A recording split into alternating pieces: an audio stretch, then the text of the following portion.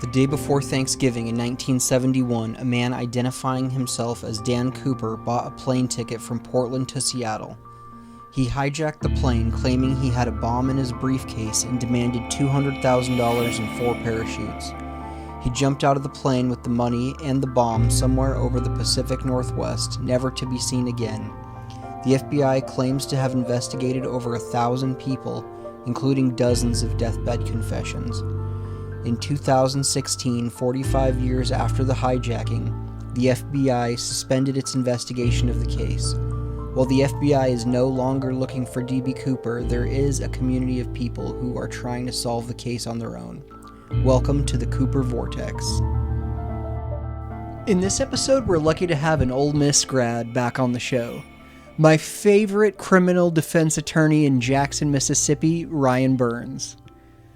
Ryan was a part of the trident that spearheaded CooperCon this year. He's been hard at work on his upcoming DB Cooper book, and he's put a lot of effort into his amazing YouTube channel, DB Cooper Sleuth. Enjoy this episode with my good friend, Ryan Burns.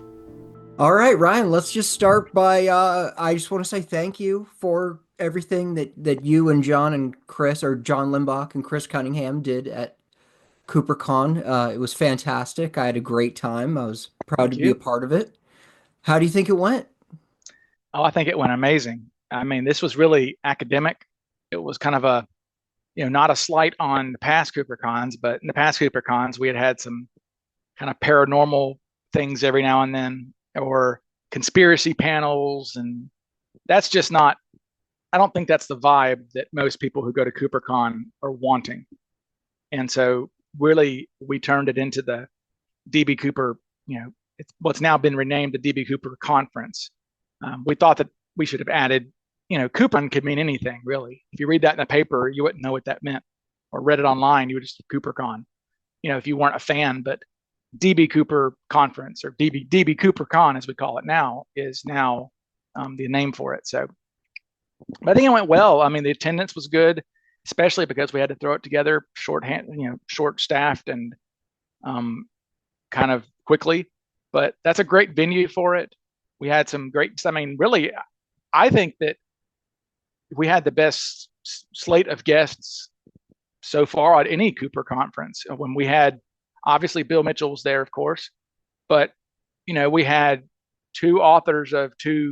we have the two authors of probably two of the hottest suspects out there, with John Limbach talking about Skip Hall, and Drew Beeson making his first appearance to talk about our buddy Ted Braden. And of course, Colleen Fitzpatrick was there. And she is someone who actually has done the things that we want to do. She actually solves cold cases. So all of us nerds want to do this, and she's actually done it. She is the founder of the Doe Project. They use forensic DNA, or DNA genealogy, I guess they call it, but forensic genealogy. That's the way they say it.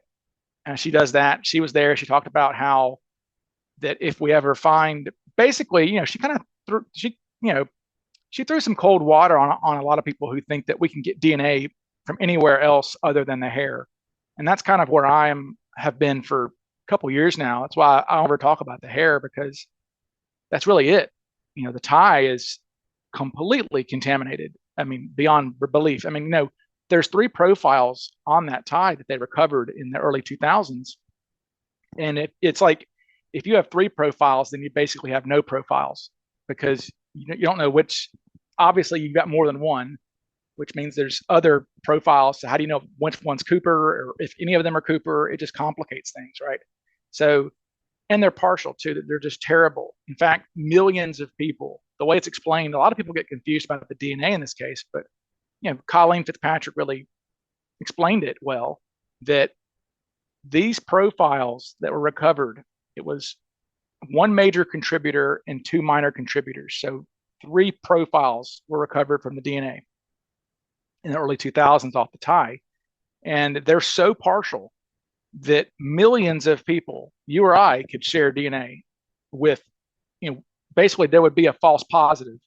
If you and I submitted our DNA, there's a good chance that you and I would have a DNA that would have a hit as a positive, onto one of those three profiles. So really, they're really useless. In fact, and the FBI used them for exclusionary purposes. So they would take Dwayne Weber's DNA and, well, if Dwayne doesn't match either of these three profiles, then he's not Cooper. But it's like, well, how do we know any of those are Cooper's DNA? We don't. That thing was passed around like a toy. There's that. And then, of course, the cigarettes are gone. Cobb does not think that the shroud lines are going to have enough DNA on them to do anything with them. So really, the hair is the only hope for DNA. And that hair is out there somewhere because the FBI, they're not going to throw away a microscope slide. They're going to throw away some cigarettes, I guess, but not a microscope slide that has an evidence tag on it. And so she explained how she solved the Somerton Man mystery with hair. And so if we could get Cooper's hair, that she maybe could find a third cousin or something for that. And she also mentioned, I think I've said it on the show even, that there was a possibility that the glue that affixed the hair to the slide could have contaminated that DNA. And she mentioned that she Yeah, felt like it wasn't very possible, and that she was like, hair's pretty tough. You've got the outside of that hair, which would, in her opinion, sort of save it from whatever sort of glue situation was on that slide. that's what Tom thought. Tom thought that the glue would probably contaminate it, but she said no, not at all. I mean, in fact, the hair that they recovered for Somerton Man was encased in a death mask that had been out for 70 years now or something. So yeah, hair is pretty rugged. So she was there. Like I said, Drew Beeson and John Limbach were there. Bill Mitchell was there, of course.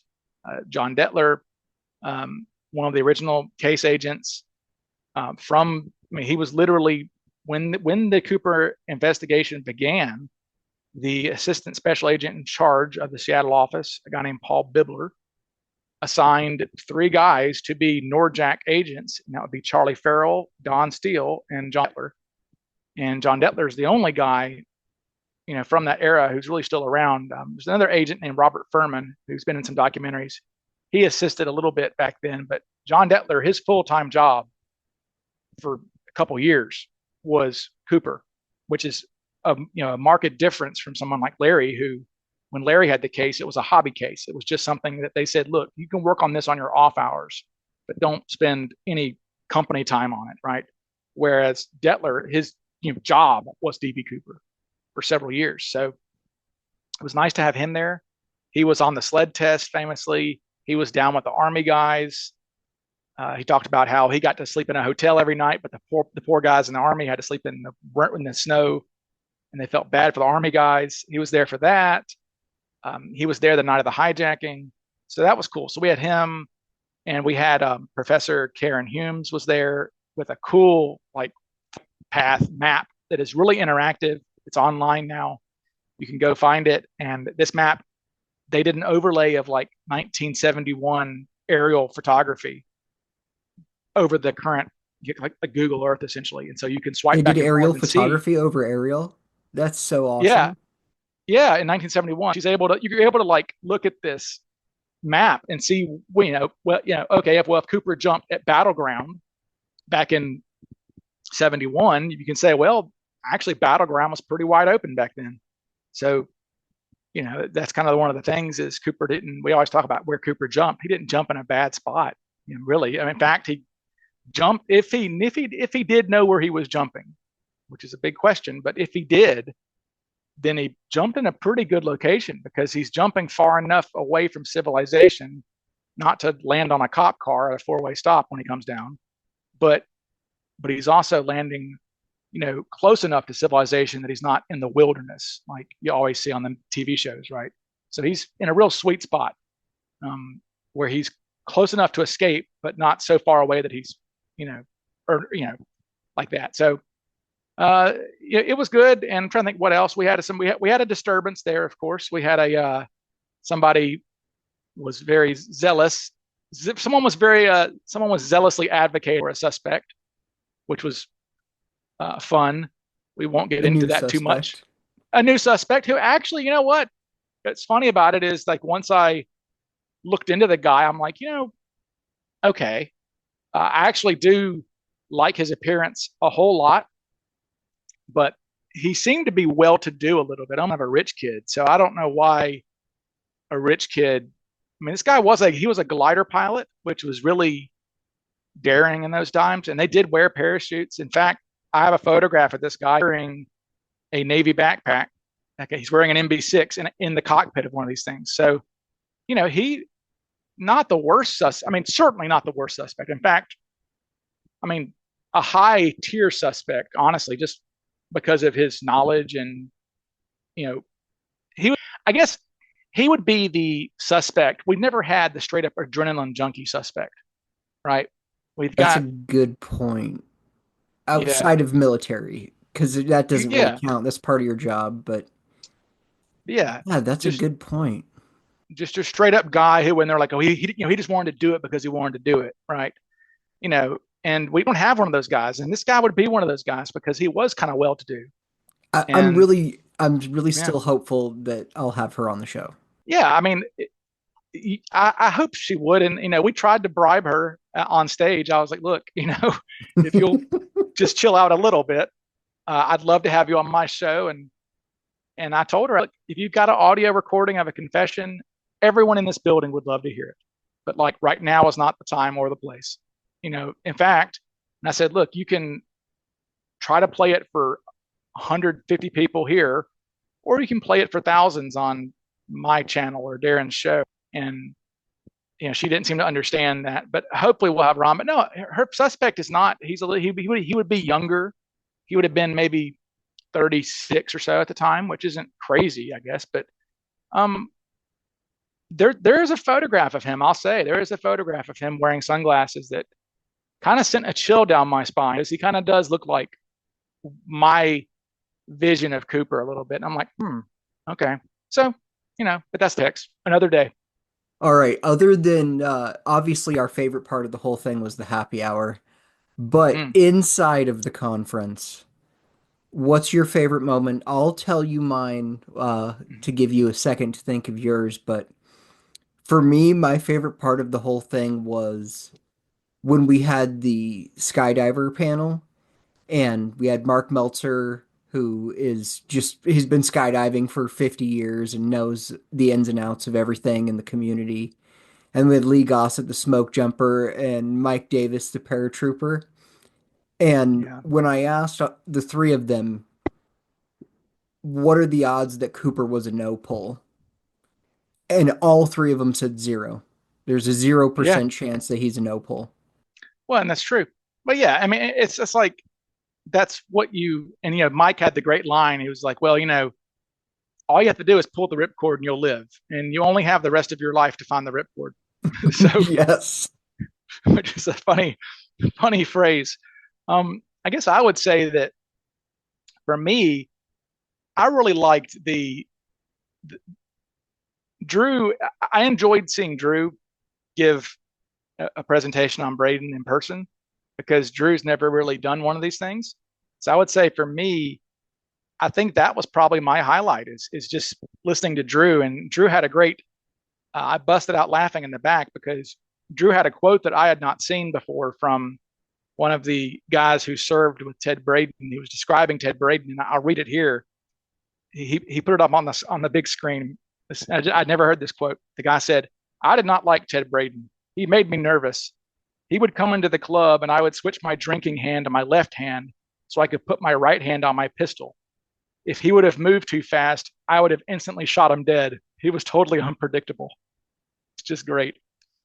I mean, I would have shot him dead if he had moved too fast. So, like, I don't know, that line busted, made me laugh. And also, you know what?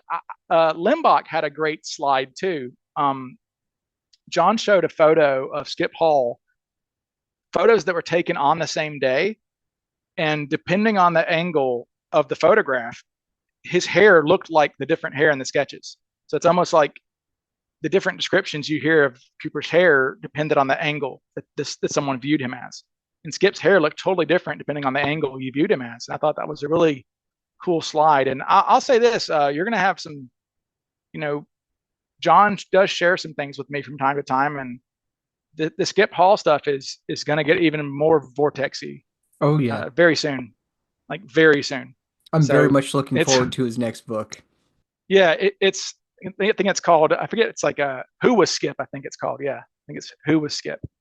But that was good. Oh, actually, my favorite moment actually from CooperCon was the fact that we were packing up one day, and you may have been there. I'm not sure, but we were packing up one day. I think it was a Saturday, and we're leaving, and we noticed that Mark had left his beautiful Cooper 20 just sitting there on the table, just by itself. And Nicole Legg goes, "Oh my gosh, there's Mark's 20." And we go, "Oh shoot, there's Mark's." So we're like, let's just take it back to him. So Nicole puts it in her purse, and we're like, okay, well, that was crazy. Wow. Okay. Crazy stuff. So as we're leaving, something even crazier happens is we go to the table outside, and we see just sitting there on the table is Barb Dayton, her ashes.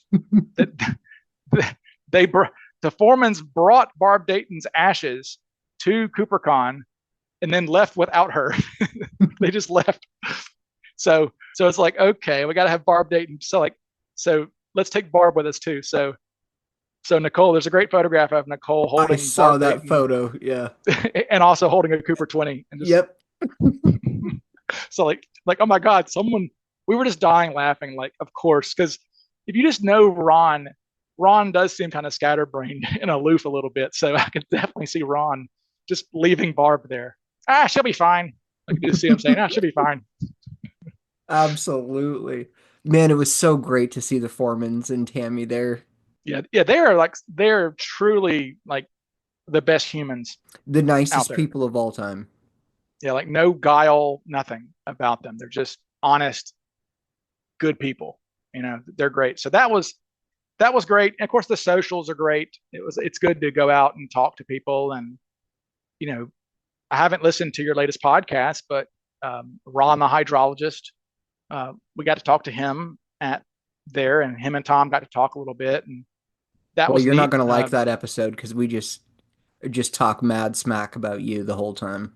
Oh no, no, that's not good. Well, I don't like Tina Barr stuff. Although I'm coming around to, I don't know. It's interesting. I tell you, I'm starting to. You've heard me in my shows recently start thinking about, now that we're talking about how it had to have been maybe almost certainly put there by some human, that like I keep saying, it sounds so far fetched to make a connection between Tina Mucklow and Tina Barr, right? But then again, if, as I've said before, if Alice Hancock had been the one that Cooper used, and we found Cooper's money behind Alice's restaurant, would we not also go, well, that's kind of weird? So why? Because Tina, we don't even think about that. I don't know. It's just, it sounds so crazy, but we're getting to the point with Tina Barr where it has to be something completely insane like that, because we're out of options, really, or out of ideas that are reasonable. Well, if natural arrival is not in the realm of possibility, then we have to go crazy. Yeah, and why would it be there of all places on Tina Barr? I don't. Just totally bizarre. But no, CooperCon was a great success. I think that next year we'll be having it in Portland or Vancouver again. So we're just trying to alternate kind of back and forth, maybe, and probably at the Kiggins Theater, hopefully, again, which would be great. Very cozy at Kiggins. I like the Kiggins. Higgins is an awesome, awesome place. I would have said Yeah. that before we ever had CooperCon there. I saw I saw that documentary Super Size Me at the Mm. Kiggins Theater. It's just a cool Rip. place. Rest in peace to Morgan Spurlock. Isn't he dead? I Yes. believe he died. Yes, he Wow. is. He ate too many cheeseburgers, I guess. Maybe. I don't know if McDonald's is guilty of that one, but No. Yeah, he definitely abused his body, but yeah, we'll leave that. but yeah, I mean, CooperCon was truly great this year. I was very, very glad to be back.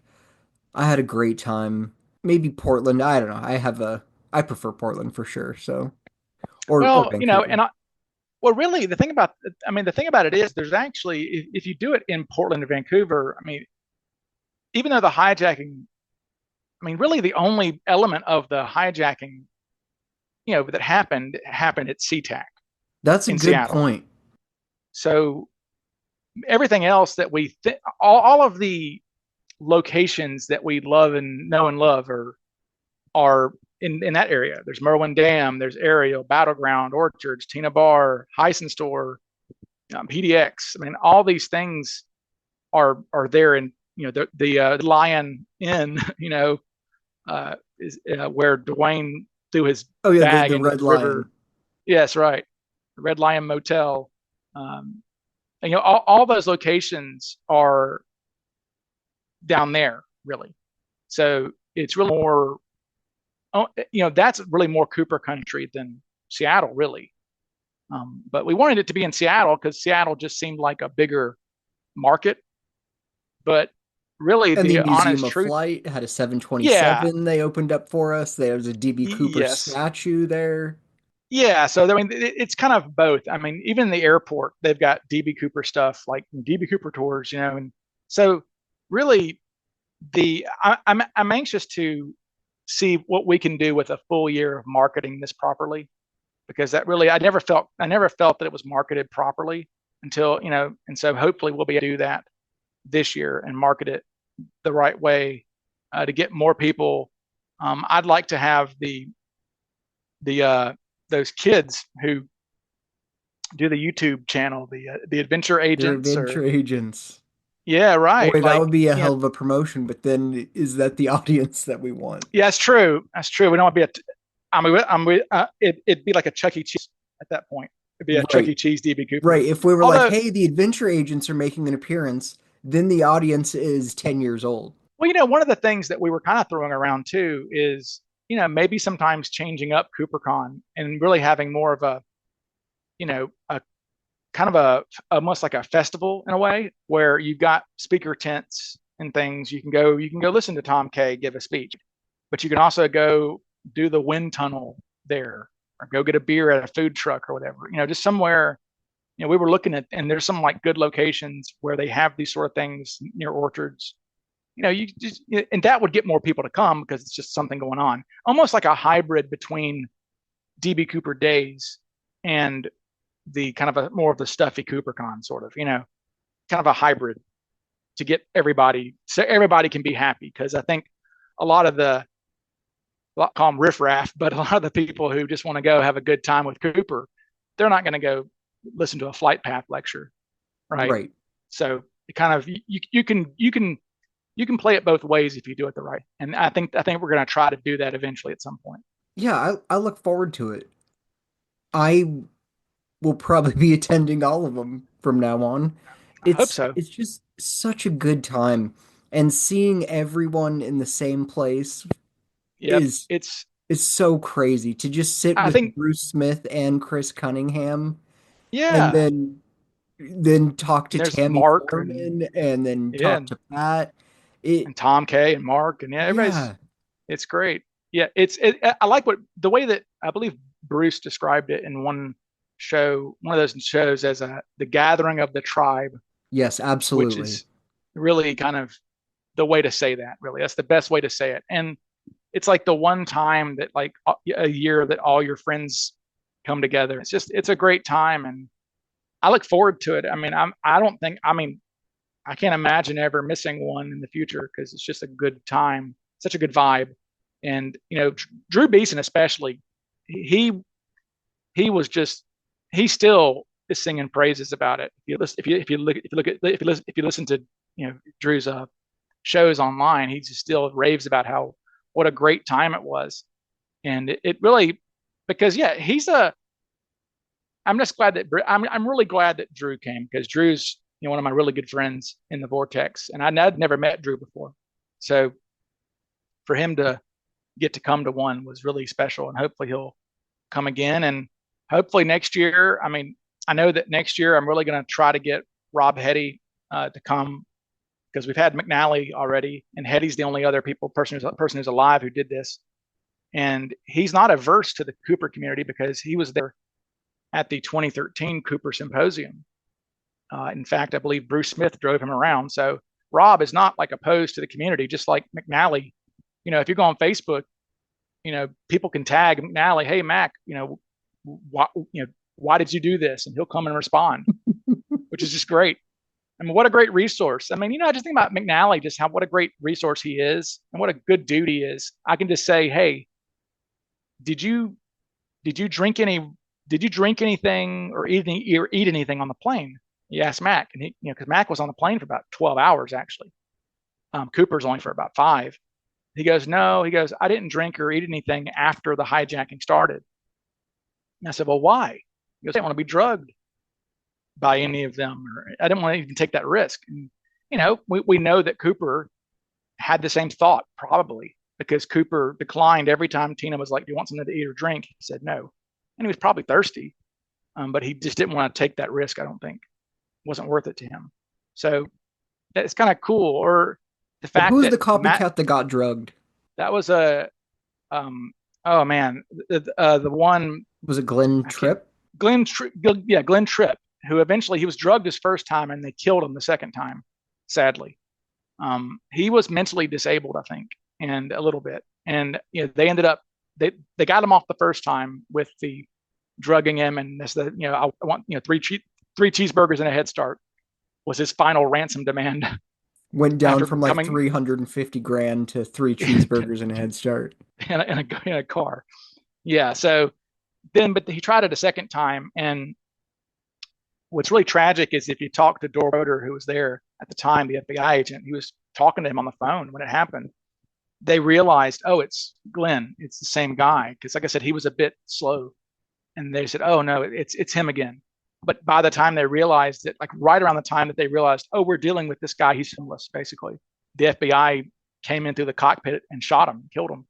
And Dorwin was on the phone with Glenn when it happened. And that really bugged him in later years, that he just missed going, oh, no, stop, it's Glenn.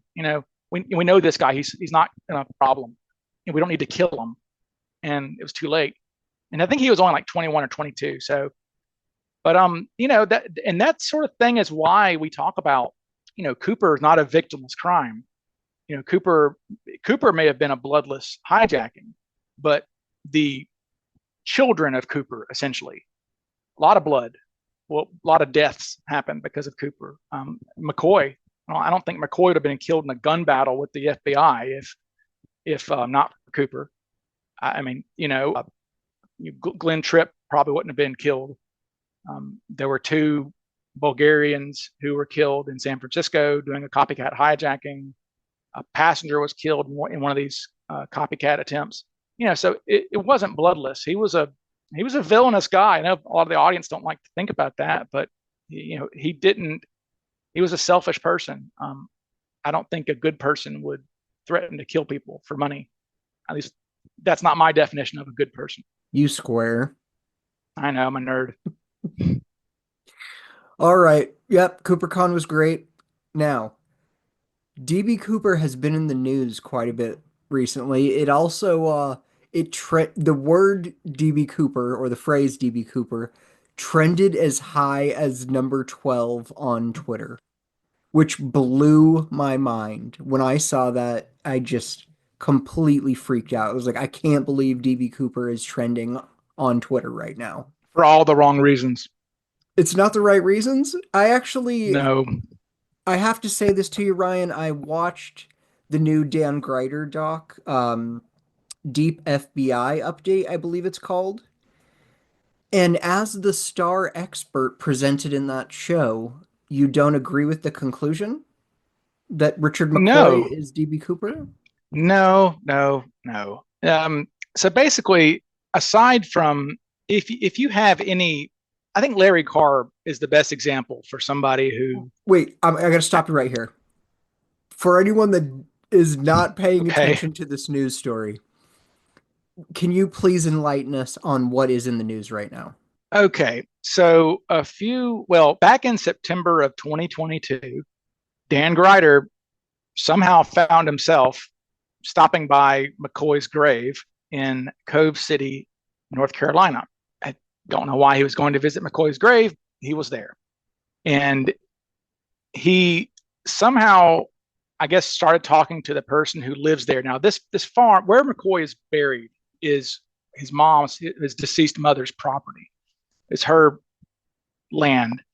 And there is a guy who I guess rents the house there or something. And there's also a barn or a big shed out there too. And I guess Grider, this is Dan Grider of Dan Grider Probable Cause. If you look him up or Google him or YouTube him,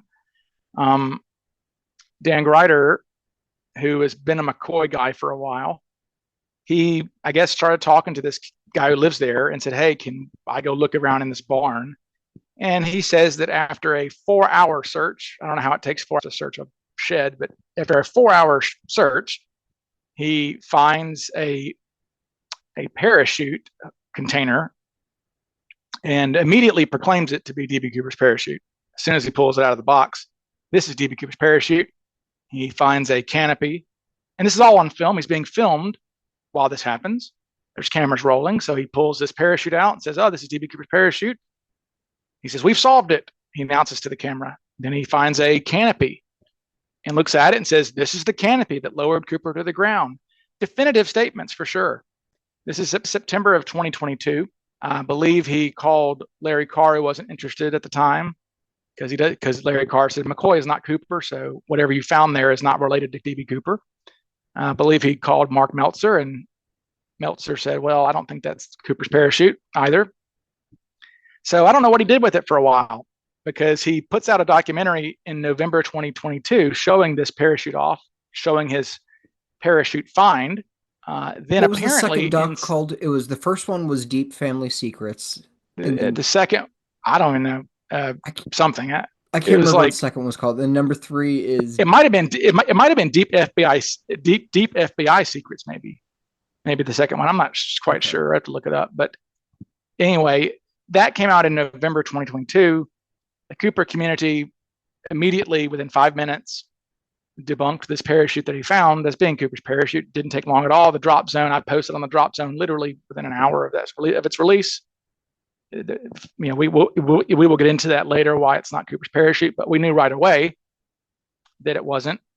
And the story was dead at that point. I was like, okay, well, we've kind of killed this story because it's not Cooper's parachute. He can take his ball and go home. But then apparently in September 2023, he says the FBI watched his documentary and contacted him, which I doubt that. I'll just say I doubt that. I can't believe that.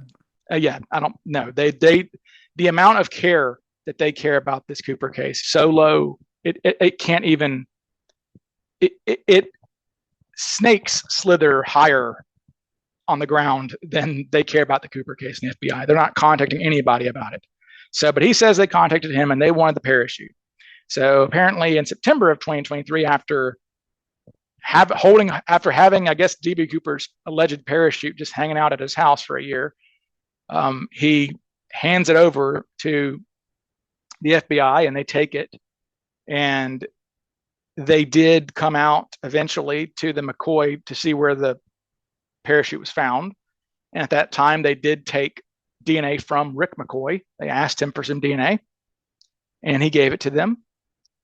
And that's that. And so Dan has, I don't know why now I guess maybe Dan's schedule got delayed because Dan was in a pretty bad plane crash last year. He crashed a Lockheed Electra, which is the same plane that Amelia Earhart was flying. So he crashed a vintage Lockheed Electra and lived, but it was very dicey. I mean, he was in a bad condition, and we're glad he's alive. But he survived that.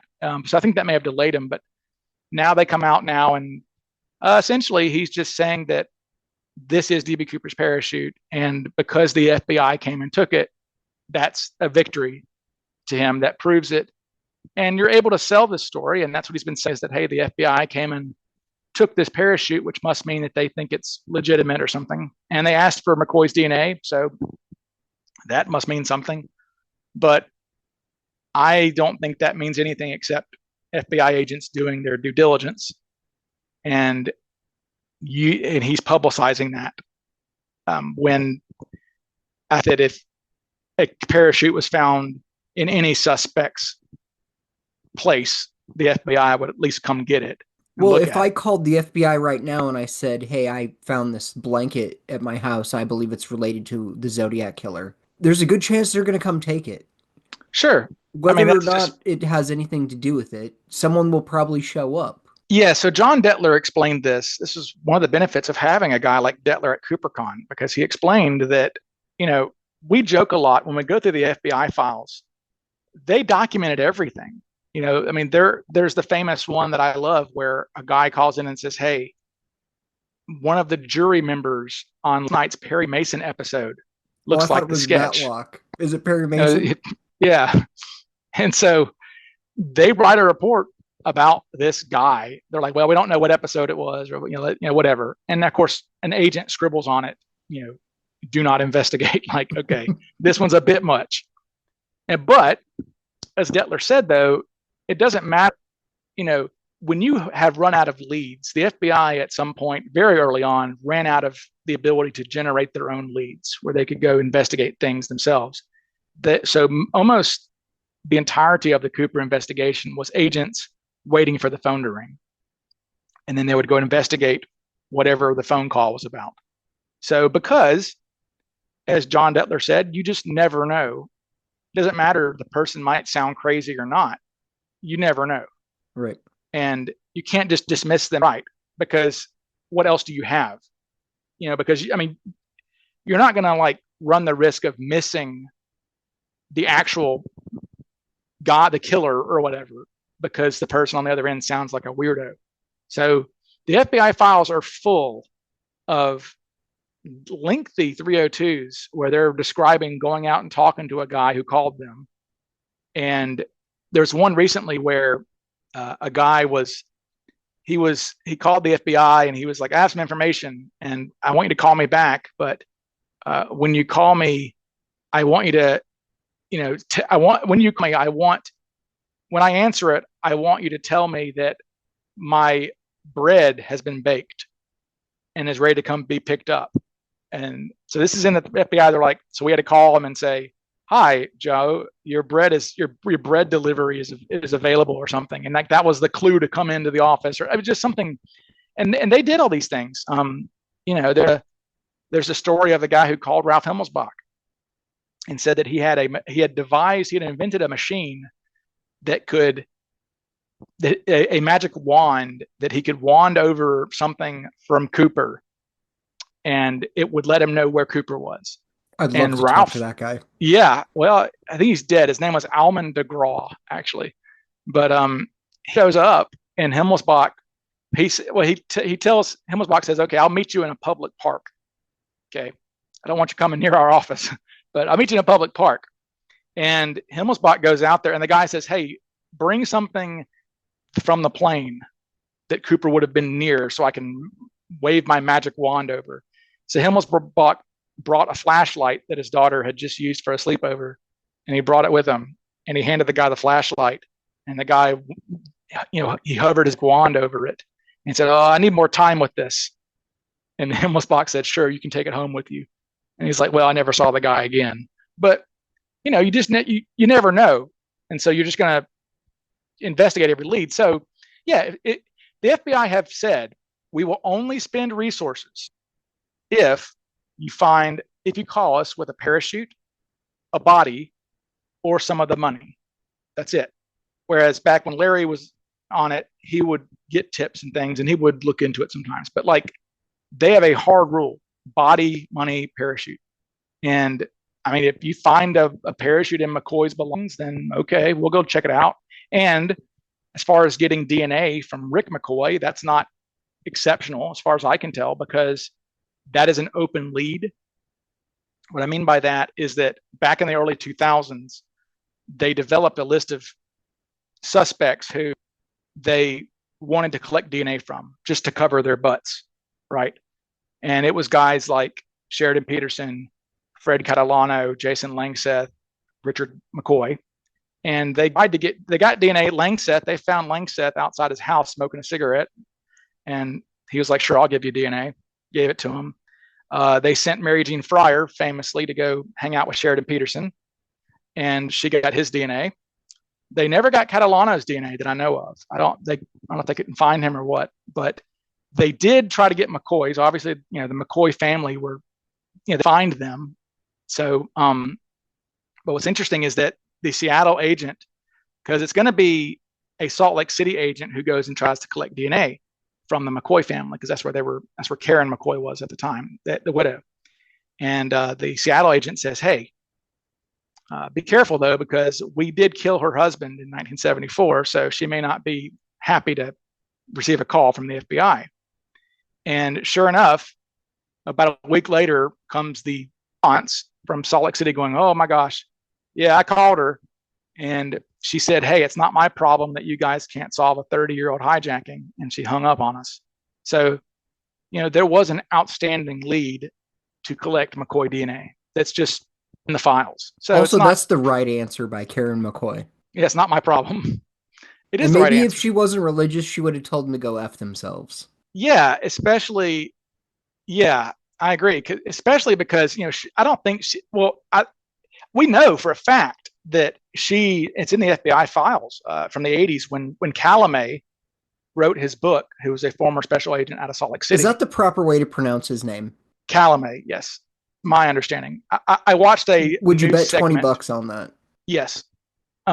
Only because there's a news segment online from the 80s when he came out with the book. It was in Dan Ryder's video. Was it? That's right. Yeah. I think it's Russell Calamay, I think his name was. So, but yeah, so there's a document where Karen McCoy is complaining about Calamay harassing her. And I wish I may be able to find that, but it's but yeah, so she's complaining, and so I don't think she had a lot of love for Calamay at all.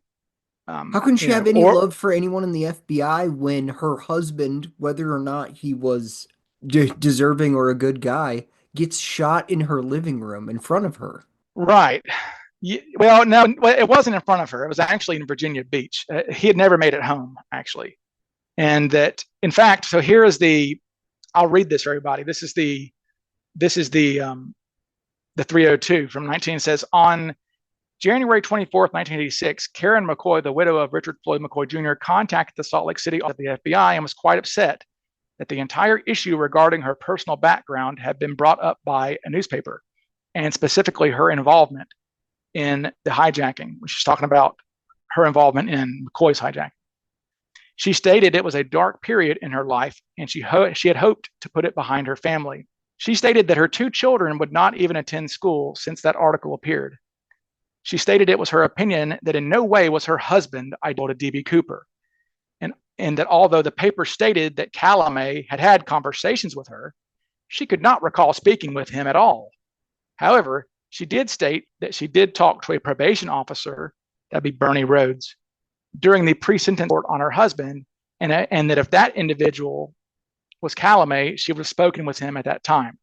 She added, if any of the information appeared in any book, if any of this information appeared in any book, she believed that it would be an ethical violation of Calamay's position, if not against the law. She stated that Calamay had literally hounded her by phoning and coming to her residence to the point where she is considering legal action to keep him away. So, and we know she did take legal action after the book. Yes, and she won. And well, I'll say this: she didn't. I mean, okay, so when she sued them, what's interesting about the real McCook is only about 1 chapter deals with Cooper and McCoy. The rest of it's actually decent as far as like just telling McCoy's story about his own hijacking. It's pretty good. I agree. Yeah, it's a good resource. I use it in my own book, but the bits about Cooper aren't that. It's not much in there really, not because there really can't be, honestly. But she did sue them, and it was settled out of court. But the settlement included the book not being published anymore, which means that the settlement was in her, obviously. And wasn't there also some stipulation about no movie rights or anything like that? Yeah, they just couldn't do it. They couldn't sell it. They couldn't fictionalize him as being Cooper, yada, yada. And here's the thing about defamation. So she sued for defamation. And the only way to defeat somebody. If you accuse somebody of defamation, it's hard to win. Okay, the only way to win when you accuse somebody of defaming you, the only way to win is if you show the court that that person, like if I said, Darren, you were DB Cooper and you sued me, the only way that you could win against me for this lie I've just said is if you could prove to the court that I knew or should have known that you're not DB Cooper, yet I'm still making the statement. So Karen and her lawyers were likely going to be able to prove that Calumet, being an FBI agent at the time, should have known that McCoy wasn't actually Cooper. And so I think she was going to be able to prove that. And we even have, what's interesting about Calumet while we're on this topic is, we even have, so these 302s, when we talk about these 302s for people who are listening, we're talking about basically their emails. We would say, let's see Hillary's emails or whatever, right? Well, we're basically seeing emails. So a lot of these are correspondences between FBI offices back then. They would send kind of faxes to each other, kind of, they call them NITELs. They were kind of primitive emails, essentially. So we're able to read a lot of these things here. And one of them that we came across is a document where it's two FBI agents and they're talking to each other. And basically they're saying that they're talking about Calumet, and they're saying that basically some guy at the Salt Lake City office contacts the FBI and says he cannot seriously believe that Russell Calumet is writing a book claiming that McCoy is DB Cooper. This is like, I'm reading this verbatim. He says that this agent cannot believe that Calumet is writing a book or seriously believing that McCoy is Cooper. He said that he believes that Calumet is interested and is only motivated by profit. So like the FBI amongst themselves are talking about this, and it ends with this agent saying there is no way that McCoy is identical to Cooper. Like these are these agents just gossiping amongst themselves, saying we can't believe that one of our own guys who was around back then believes this crap. Like, because we vetted him, we wanted him to be DB Cooper. That's the whole point about McCoy. He was in custody. Yeah, right.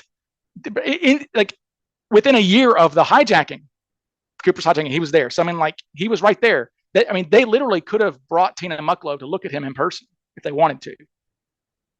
They did that with McNally. When they captured McNally, they actually flew one of the stewardesses in to go view him personally. And there's a great story in the newspaper. It says that when Sharon Weathersby was her name, and that when Sharon, who he's friends with now, which is great, but when Sharon, the stewardess, entered the police station and there was a lineup of like 5 guys and Mac is standing there, she points at Mac, and then the newspaper says Mac smiled and shrugged. I'm like, well, you got me. It's like, so, because like that's totally Mac. If you know Mac, you would know that you could just see it in your mind and going, okay, you got me. But so that's that. But yeah, so we've got all these correspondences deep in the FBI where they're like, all this is bogus about McCoy and Cooper. But anyway, so back to the DNA stuff, is they collected the DNA from McCoy because that was just something they wanted to get. So I think there was an open lead to get DNA from McCoy. But the problem is, and we know that there's no new DNA evidence. I know Eric Eulis has been kind of making the claim that they must have new DNA because they tested the tie spindle, which was Eric's big thing. But no, that's not true. Because we know that because Rick McCoy went on a podcast and said that he asked the agent when they said, will you give us your DNA? He goes, well, maybe, but what are you comparing this against even? What do you have?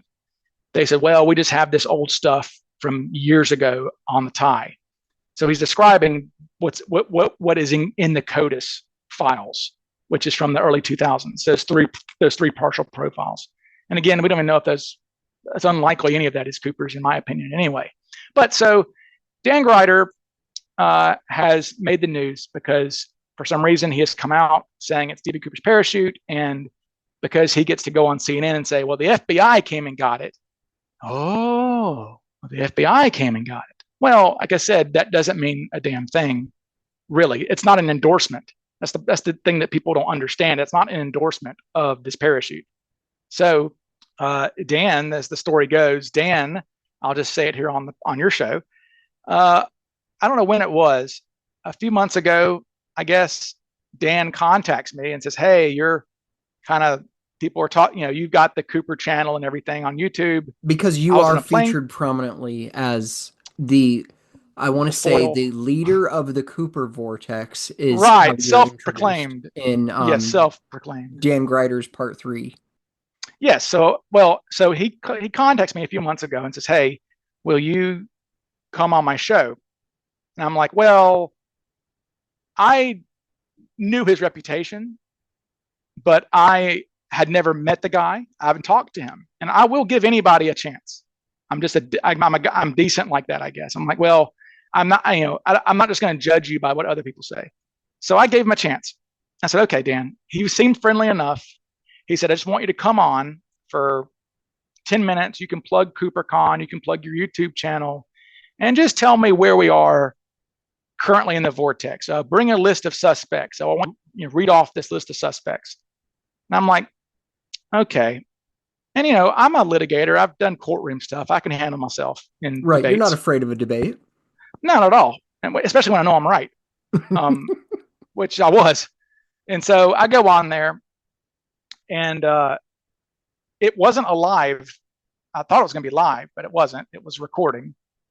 And as soon as I realized it's not live, I'm like, okay, well, he can edit whatever I'm going to say. And we had discussed it earlier. I was like, I don't want this edited. And he said he wasn't going to edit it. And I asked him to send me a copy of it when he was done, because I said, I'll put it on my channel in its entirety. And after we were done recording, he didn't do it. He refused to send me a copy of it. And I'm like, okay, well, what's this guy up to?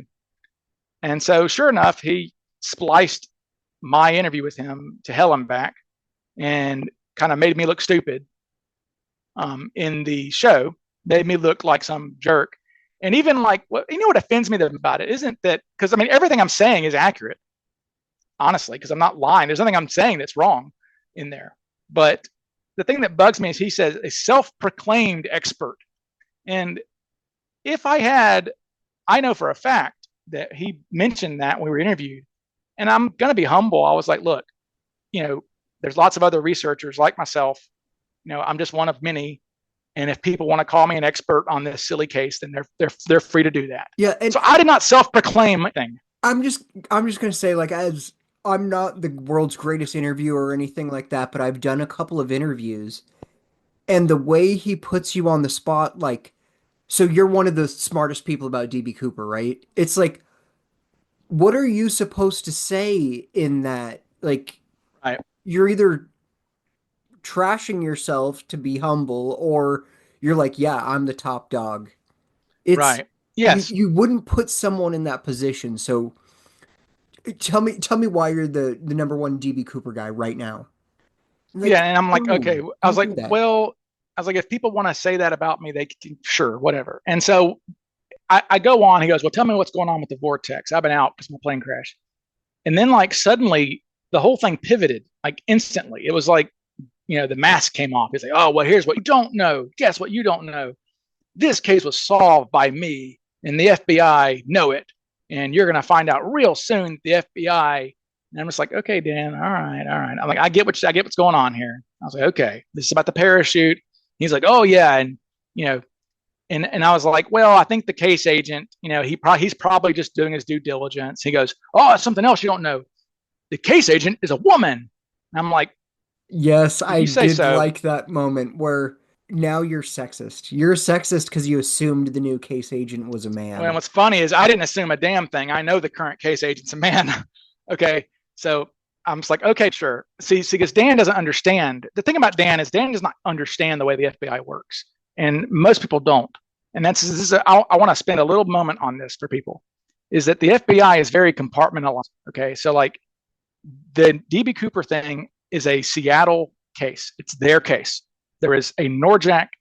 It's, West hijacking, Norjack.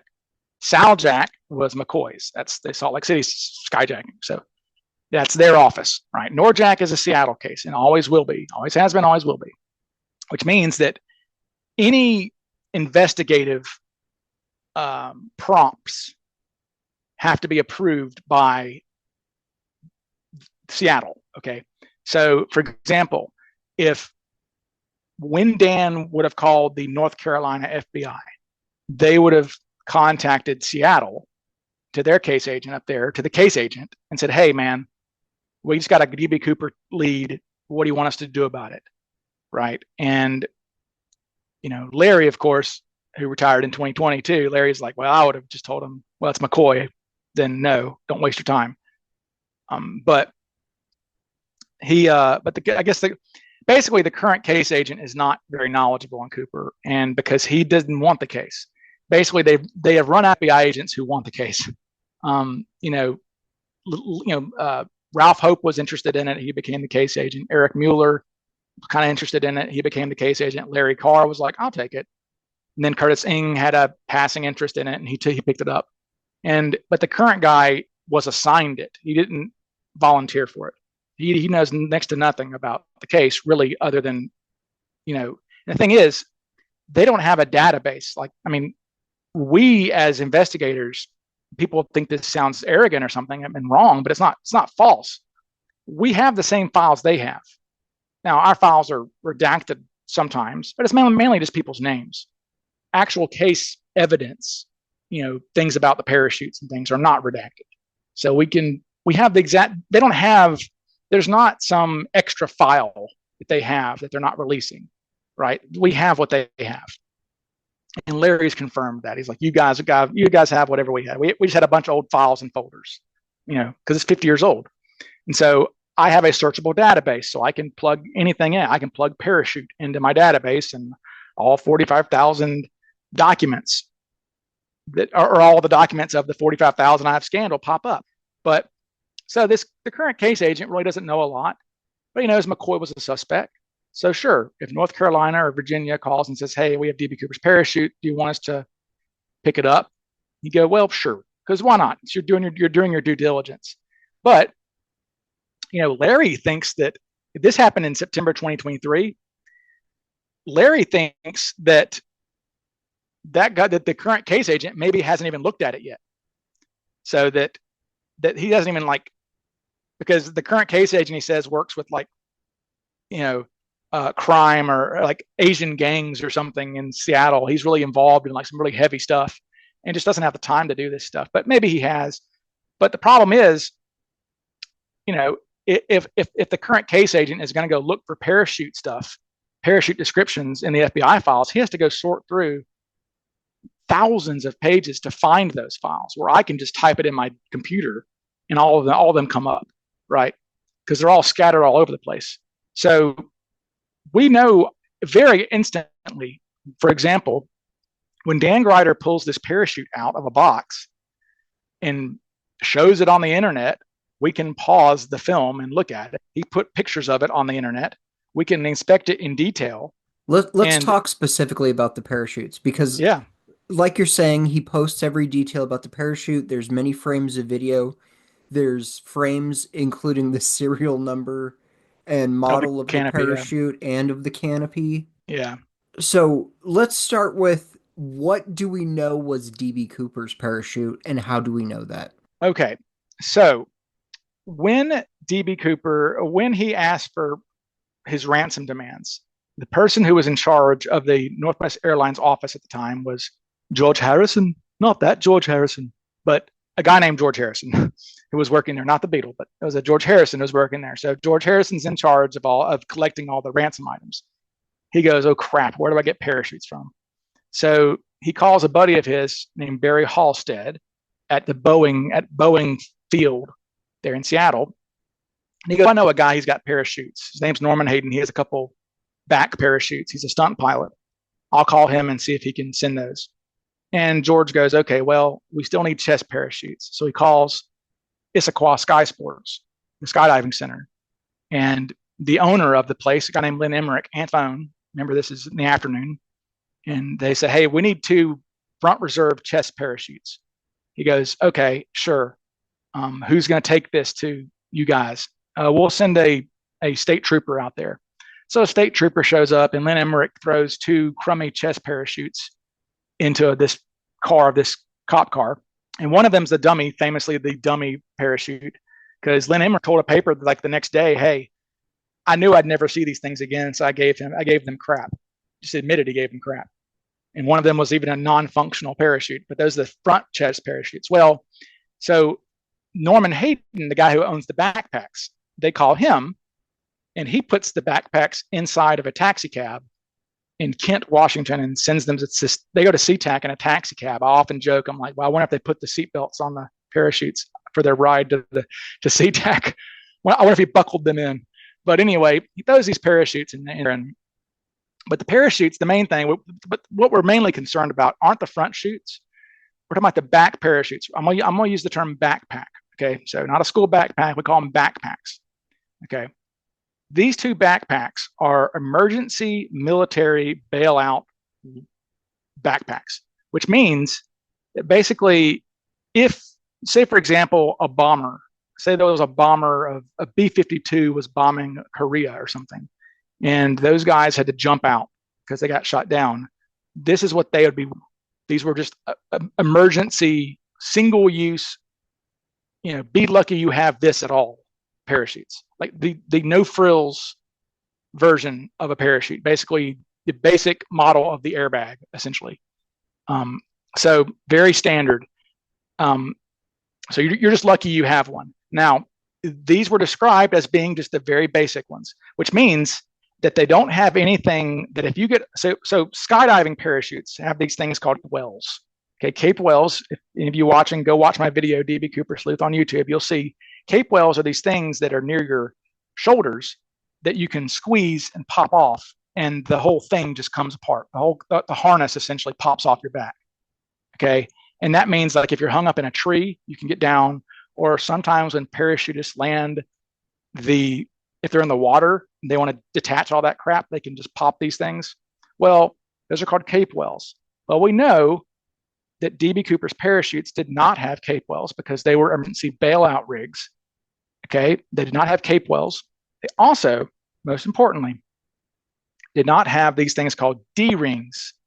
D-rings are these little kind of these brass or metal hooks that are shaped like a D, and they are on the harness. So imagine that you're wearing your school backpack and you've got rings on either strap across your chest, where your school backpack is being worn on either side of your little straps. You have little rings, and those rings are on parachutes. And that's how people used to hook those front chest parachutes up, is they would snap those onto those rings. All right. Now, in the military, they did not have these reserve parachutes. Paratroopers have reserves. So paratroopers, when they jump out, they have those front reserves. But the Air Force guys, the Navy aviators, remember, they're just lucky to have one parachute at all. So those do not have these D-rings on them. No frills, right? So we know this.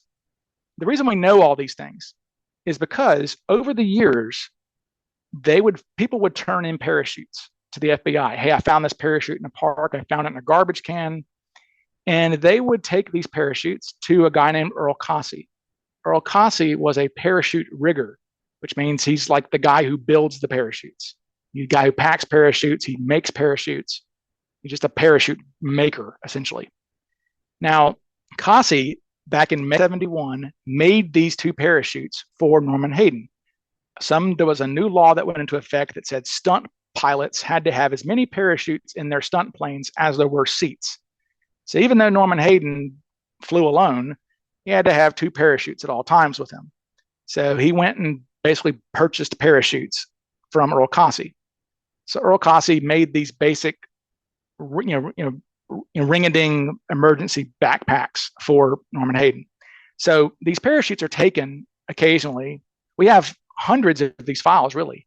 These parachutes are taken to, when someone brings a parachute into the FBI, they would contact Earl Cossey because, hey, he's the expert, right? He's the guy who made this. He's the guy who made Cooper's parachutes, literally put them together. Well, Cossey, time and time again, will reject parachutes for decades. We have all these files. He goes, that escape well's on it. Those quick release things. Cooper didn't have those, right? Or, hey, this parachute's got D-rings. Can't be Cooper's parachute.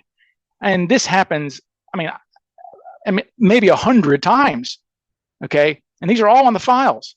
No D-rings, no cape wells, and repeatedly, this is a Navy backpack, okay? This is a Navy backpack. Well, Dan Grider finds a parachute. But one more thing about Cooper's parachute. Okay. Do we know the serial number on Cooper's parachute? We have the serial number of the canopy, yes. We don't have the serial number of the actual container, but we have it of the canopy itself. Which would be on the packing card. On the packing card, correct. Which we'll get into that in a second. But yes, we are quite certain. Now, the FBI, what's interesting is when we talk about the FBI and citizen sleuths, the FBI never knew that they had Cooper's. Oddly enough, the FBI never knew the whole time that they had DB Cooper's serial number. Never. Took Flyjack, the investigator from the drop zone, to be looking through the files and go, oh my God, this is DB Cooper's serial number. Okay. And we know that. And that was only a few years ago. Yes, 2022 maybe. I mean, this is very recent news. And the way we know that is that, okay, so I hope this isn't too pedantic for everybody, but I guess if you're an hour into this or whatever, that's what we're here for, you clown. I know. Yeah, exactly. This is a long form. So packing cards are essentially like they allow parachutists to see under the hood, essentially, because you can't pop the hood of a parachute, because if you pop the parachute, it opens up, right? So you can't look into it really. You can't really know what's inside without opening the whole damn thing. You have to, and then you have to repack it, and that's you have to have a professional rigger do that, all sorts of stuff. So to know what you've got, if you were just given a parachute, they have packing cards. They're like little note cards, and they're folded up and they're hidden in pockets that aren't accessible. They're hard to find. So you don't want them to be found, really, because you don't want them to get destroyed or lost or whatever. So it's kind of like a hidden glove box for your car registration. All right. So every parachute has one packing card. You don't have two, you have one. Just like your car has one car registration, not two. So when the FBI, when they go on board the plane, okay, the first time the parachutes are mentioned in Reno is a Nevada Air National Guard parachutist, I guess, comes on board and looks at the parachute. I guess he's there at the airport. His name is Daniel Girolamo was his name. He was the master. He goes on board, and he doesn't describe how he finds it, but he says, I see a tan parachute that is sitting here, a tan backpack. Okay, Cooper was given a tan backpack and a olive drab green backpack. So just think green backpack, tan backpack. Cooper jumps with the green backpack. So Sergeant Girolamo goes on the plane and he says, hey, I see a tan backpack, and he doesn't describe where he finds this packing card. He says, this card is this packing card I have in my hand it says it's a Steinthal Manufacture Company canopy from July 1960, 24-foot canopy. Okay. And then that's that. Okay. Next, about a month later, the parachute is being cataloged into evidence by the FBI in Seattle, I think, or maybe Vegas. But it's being cataloged, and the report that's being written by this FBI agent, he finds two packing cards in the parachute. Okay, he finds two. He finds the one that Girolamo found, the Steinthal one, right? And he looks at it, and he's writing this report. He writes, okay, there's this one. He goes, there's this 26-foot canopy Pioneer, yada yada yada. Then he goes, and then he says, an integral part of this parachute is, and then he lists the Steinthal. Okay, so he basically, it'd be like if somebody, but this just shows that the FBI didn't know about parachutes, because any parachutists would go, my God, why are there two packing cards in this? But it's like if you knew cars and you found a car registration for a Chevy and then one for a Ford in the same glove box. Well, this can't be, right? One of these doesn't belong. Well, they didn't know that. And so the FBI just shoved both cards back in the parachute, and that's that, right? So Flyjack found out, oh my God, we actually have Cooper's canopy. So we know what Cooper's canopy was. It was from 1960. All right. So the parachute that Dan Grider found, and when we talk about parachutes are the container, which is the backpack, and then there's the canopy, different things, obviously, different components. He finds this container, the backpack. Well, not only does it have cape wells on it, which Earl Cossey said did not have cape wells, was adamant about that because, these military chutes from that time period, you generally did not have these, right? It also has D-rings on it, which Cossey said didn't have D-rings. And Richard Tusaw, when he was interviewing Tina allegedly, and I believe it to be true, because Tusaw has been proven to be true about almost everything at this point, as far as the narrative of the hijacking goes, because he was the first person to really interview Tina in length. Apparently, Cooper, when Tina pulls these backpacks on board, Cooper looks up at her and says, "Hey, where's the D-rings? They should have known I needed D-rings." Because, he ordered these chest parachutes too, right? Well, you can't attach a chest parachute to these harnesses because there's no D-rings. That's why he goes, hey girl, where are these D-rings? And I guess Tina just kind of like shrugs and goes, I don't know what he's talking about. But she remembered him bitching essentially about the lack of D-rings. So we know there's no D-rings on Cooper's parachute because of Cooper's own words, allegedly. And from Earl Cossey repeatedly saying no D-rings. And Norman Hayden himself, the owner of the parachutes, at several times says there were no D-rings when he's describing his parachutes, right? So not only are there cape wells, not only are there D-rings on Dan Grider's parachute, Dan Grider's parachute is an Air Force parachute. Now, there is a very clear distinction between Air Force parachutes and Navy parachutes. Very clear. Again, go watch my YouTube video online if you want to see the distinction. Okay. So cape wells, D-rings, Air Force parachute. So also the canopy that he pulls up and goes, this is the one that lowered DB Cooper to the ground. This is it. Yeah, this is correct. Shows it to the camera. Just this grand pronouncement. It's from 1943. Okay, so definitely not. Okay, now, so because we know it's from July 60.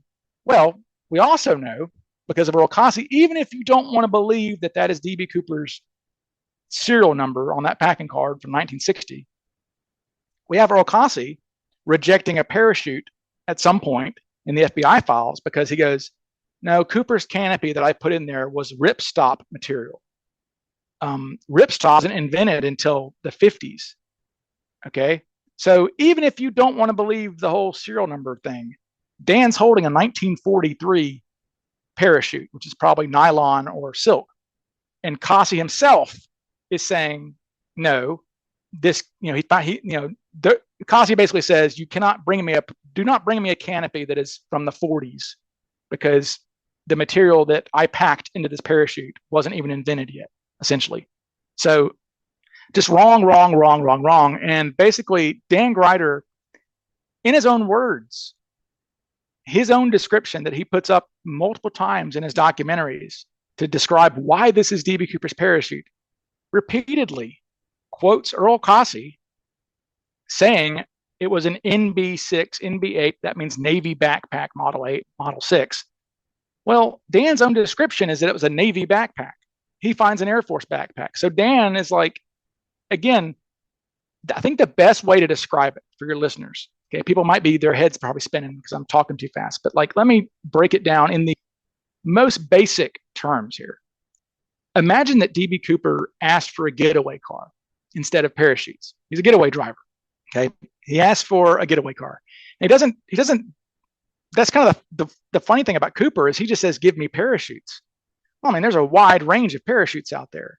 He just says, give me parachutes. It'd be like you're just saying, give me a getaway car. Well, I'm asking for a Lamborghini, right? But Cooper just says, give me a getaway car. All right. Well, they find a getaway car. They find a guy who's nearby who has a Ford Mustang. Okay. And they're like, hey, can we borrow your Ford Mustang? Can we, whatever? He goes, sure, whatever. So they take Norman Hayden's Ford Mustang to the airport. All right. Everyone at the airport sees it's a Ford Mustang. Okay. All the papers are saying it was a Ford Mustang. The mechanic who sold him the Ford Mustang, Earl Cossey says, yeah, it was a Ford Mustang that I sold him back in May. A no frills Ford Mustang. It was a Mustang. He wanted a Mustang, but I gave him the basic model. Nothing cool about it. As cool as you can get on the basic model. All right, so Ford Mustang, Ford Mustang, Ford Mustang. Then in 2008, Earl Cossey starts telling Bruce Smith, well, it was actually my Ford Mustang. It wasn't Norman Hayden's Mustang. It was my Ford Mustang. They came and got at me.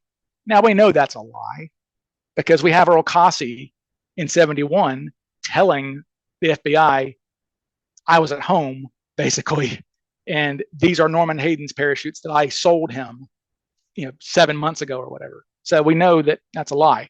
But he just starts telling lies. He says, yeah, it was my Ford Mustang. Okay.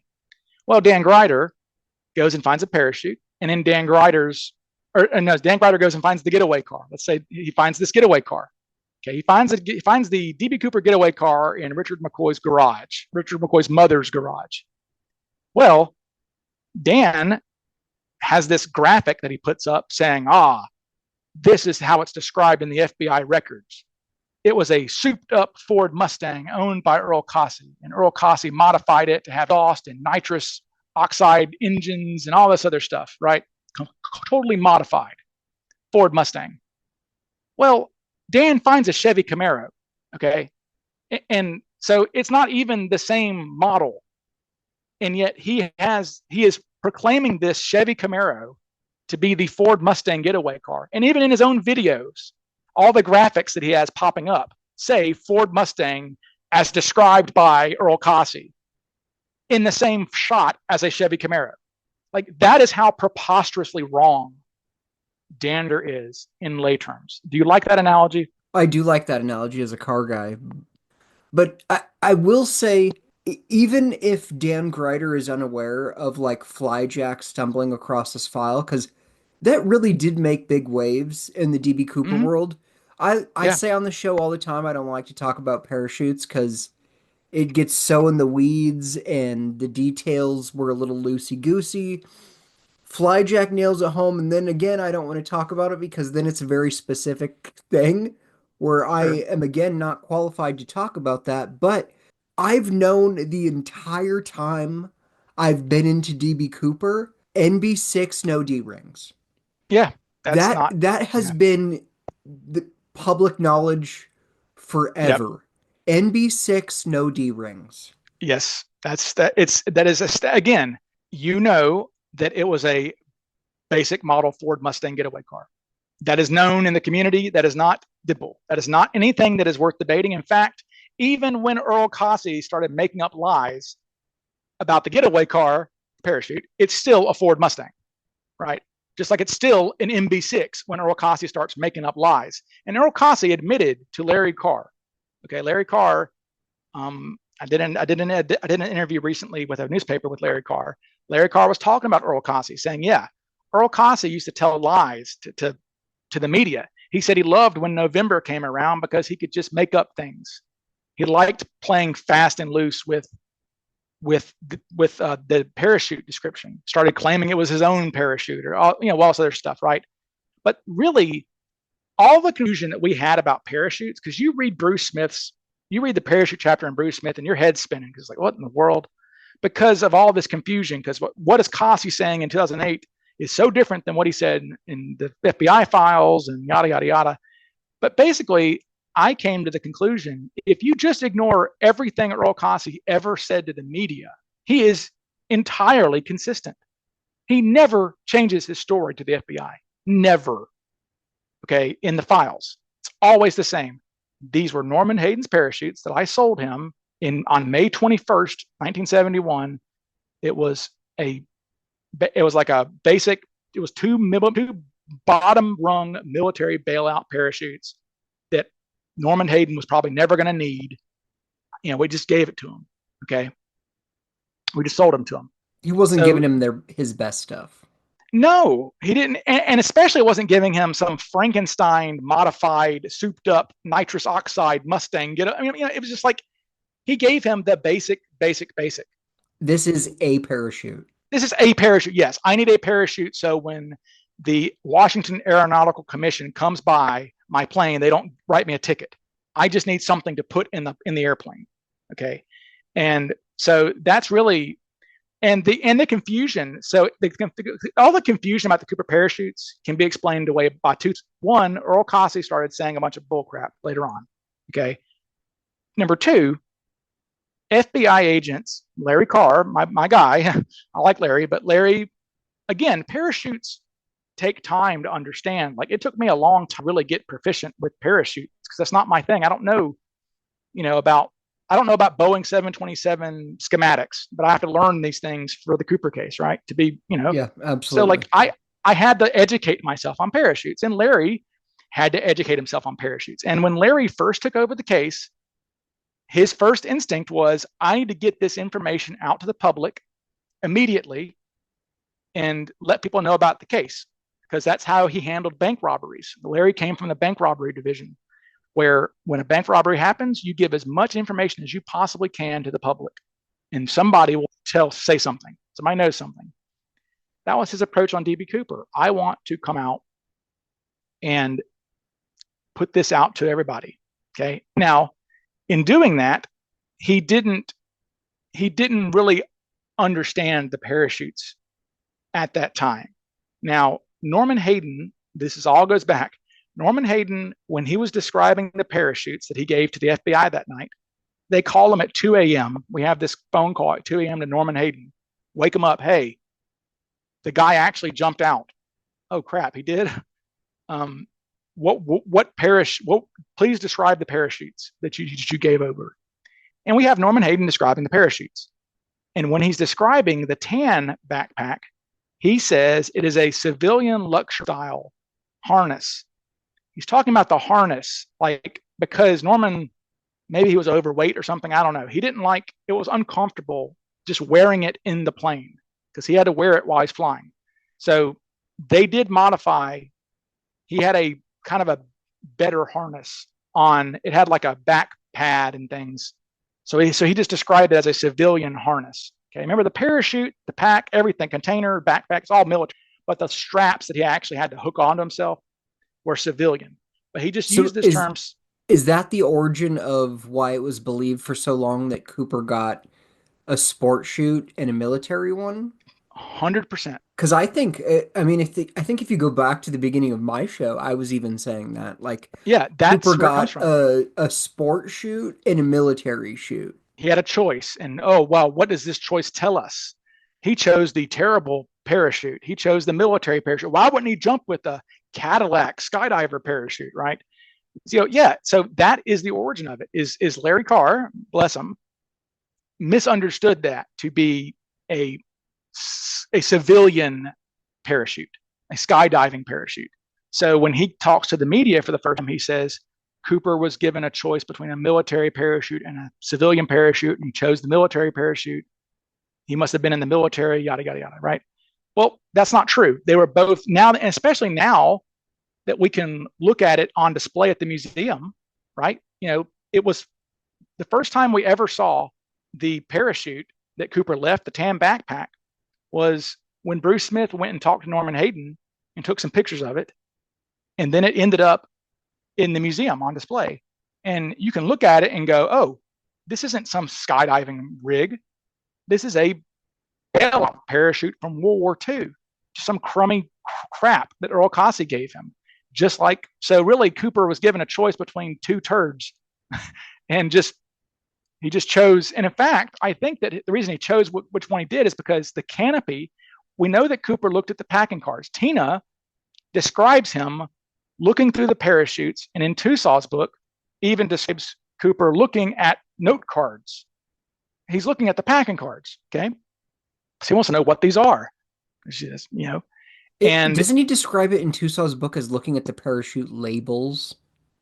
Something like that. Yeah, it's like, yeah. And so basically Tina isn't really understanding what she's seeing, but she's seeing him reading some stuff, right?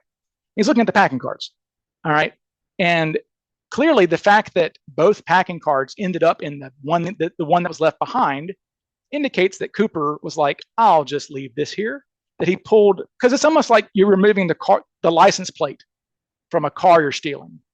He pulled out the packing card and threw it on the ground or threw it on top of the tan backpack, or even maybe he was courteous and stuffed it back in the parachute, stuffed it in the tan backpack. That is how the green backpack's packing card ended up in the tan backpack, because Cooper didn't want to, jump with, because Cooper probably realized, hey, I don't want this to be identified if it's ever found, or who knows, whatever.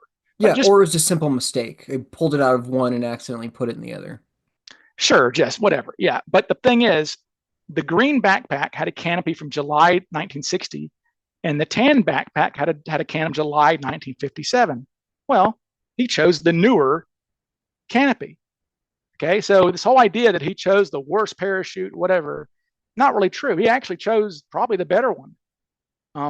In fact, I believe Martin Andrade's dad looked at the tan backpack that's on display at the museum and was like, I wouldn't jump with that thing.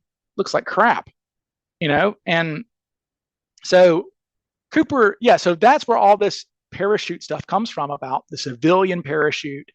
And it's just all, that's a myth. That's one of the other myths that I try to get rid of, is that Cooper had a choice between two Ford Mustangs, and he just chose the one that's from 1998, not the one from 1995. Basically, yeah. So essentially, the thing about the parachutes with Dan Grider is that the only person who, with any knowledge, would ever agree with Dan that he found DB Cooper's parachute is, incidentally, Dan himself. Like, there is no, even his own description is wrong.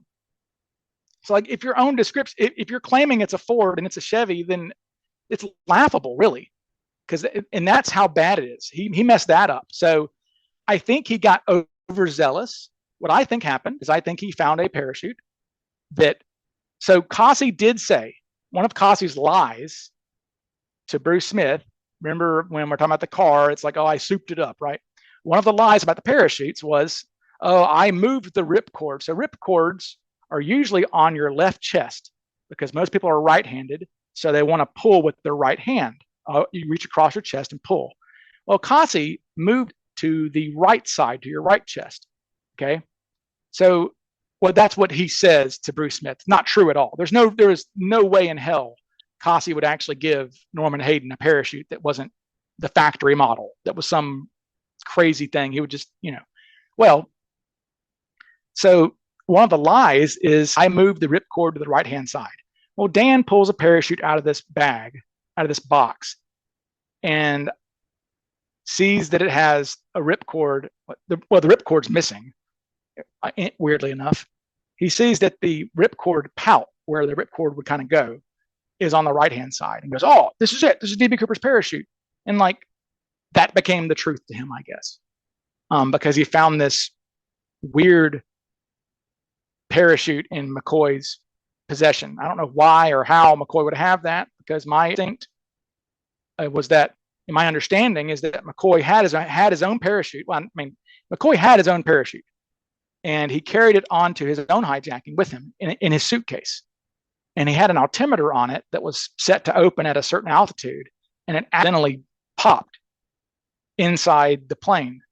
So McCoy actually brought two parachutes with him, of civilian parachutes, skydiving parachutes, and he had to use one that wasn't his personal rig. So McCoy's personal parachute was thrown out the back at some point. But the FBI would have confiscated all of McCoy's parachutes at his house when they came to his house. So if this, when would McCoy have had the chance to even take this DB Cooper parachute? I mean, why is he even keeping it to begin with, as a souvenir of a capital crime?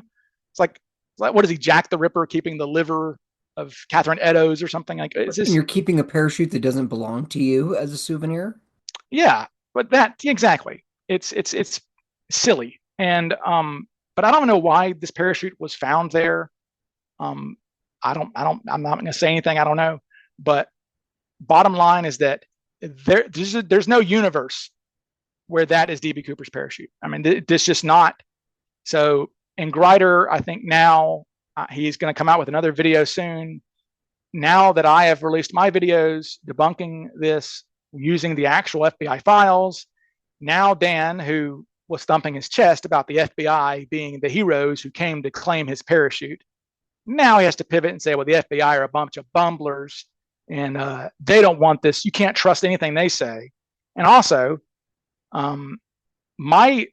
it's possible that the FBI, because of all of this public sentiment, all the public exposure, Larry Carr will talk about that. Larry Carr says the Seattle office hated the DB Cooper case because they constantly got telephone calls from journalists and filmmakers and yada, yada. I mean, just constant.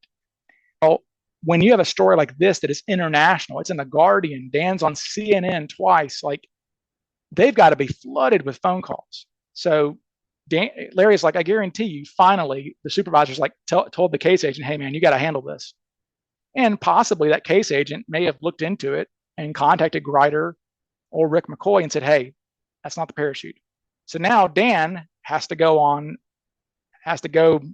pivot and say, well, the FBI, they don't want this solved because, you know, they say that DB Cooper died, which they didn't. Only one FBI agent ever said that he was certain Cooper died, and that's Larry Carr. Even Ralph Helm was like, I don't want this case solved because, according to Dan, this is our cash cow. Yeah, we profit off this. It's like, wait a second, I have like, yes, exactly. We profit off this. He goes, you don't want it solved because your thing will go out of da da da. I said, man,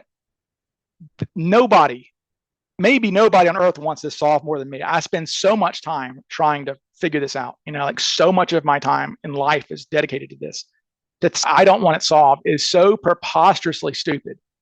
I mean, it's like saying, do you want to go to hell or heaven? Well, I'll go to heaven. Like, I mean, it's not even like a thought. Right. There's hundreds of hours of me talking about this. Is there any evidence of me saying I don't want this solved? No, exactly. And the profit, man, at a certain point, DB Cooper is going to extort $200,000 from me eventually with all the expenses. Yeah.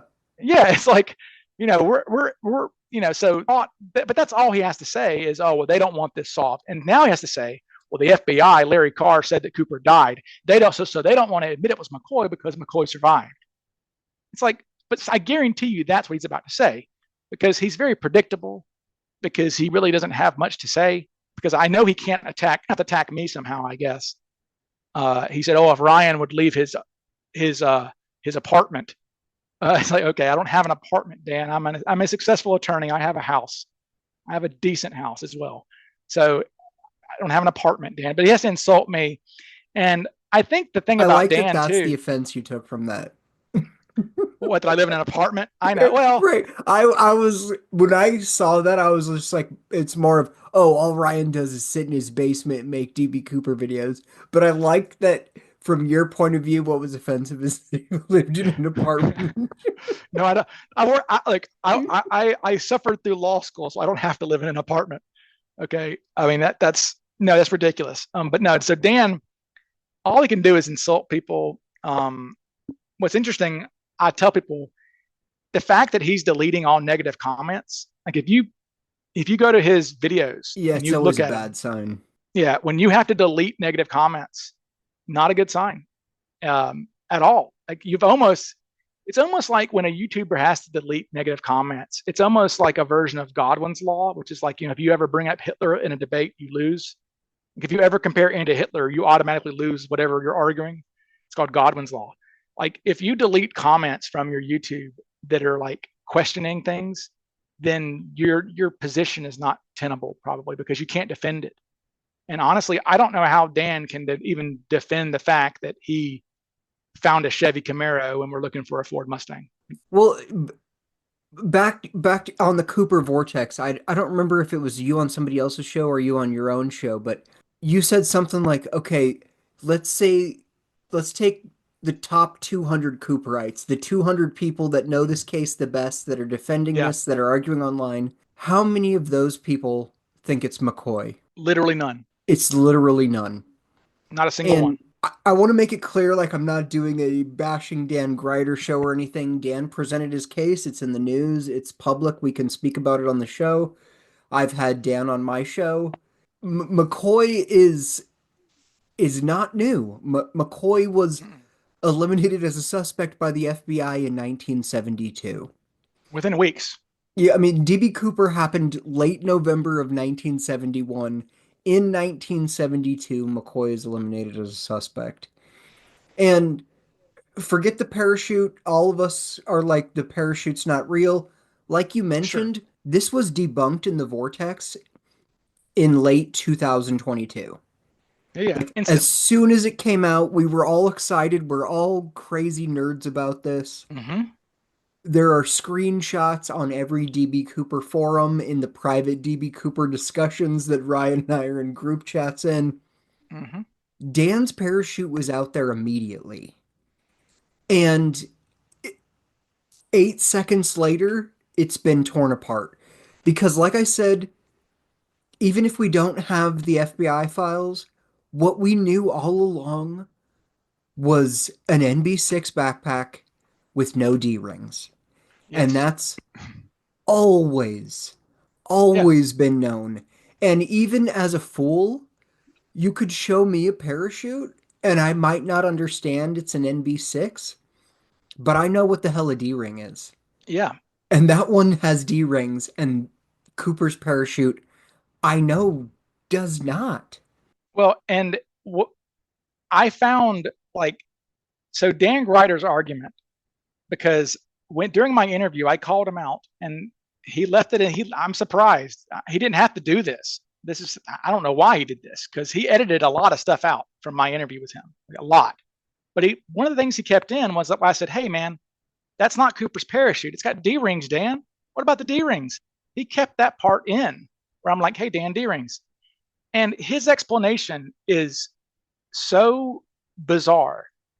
Basically, his excuse is that DB Cooper was complaining that the leather money satchel that the money was brought in didn't have D rings that he could hook to his parachute. Wait, what? Okay, Dan. Not only like leather satchels don't have D rings, but number two, Cooper's money was not brought in a leather satchel. It was brought in a white bank bag, cloth. Okay. Tina Mucklow called it a laundry bag. Just like minutes after getting off the plane, she says, I dragged a laundry bag down the aisle. Passenger Jack Olmstead described it as a pillowcase with bricks in it. Okay. No leather satchel. So, like, he keeps digging the hole deeper with his ignorance of this case. And it's like, if this guy, look, he even says, I believe it's in the deep FBI update or whatever his most recent, the recent one. He says that the hijacking happened on a Friday. It's like, dude, how can you possibly like? Well, that I'll forgive. Every once in a while, I'll misspeak. Sure, So I okay, will forgive. I will forgive that that's because fair. sometimes people misspeak. But like, but Cooper. I mean, if Cooper had been given a satchel, he wouldn't have needed to wrap it for an hour and a half with parachute cord. Like, this is well known also. Like, Dan is so far off. He's, oh no, he wasn't wearing sunglasses. He was wearing scuba diving goggles. Like, no, man. Like, we know certain things about this case.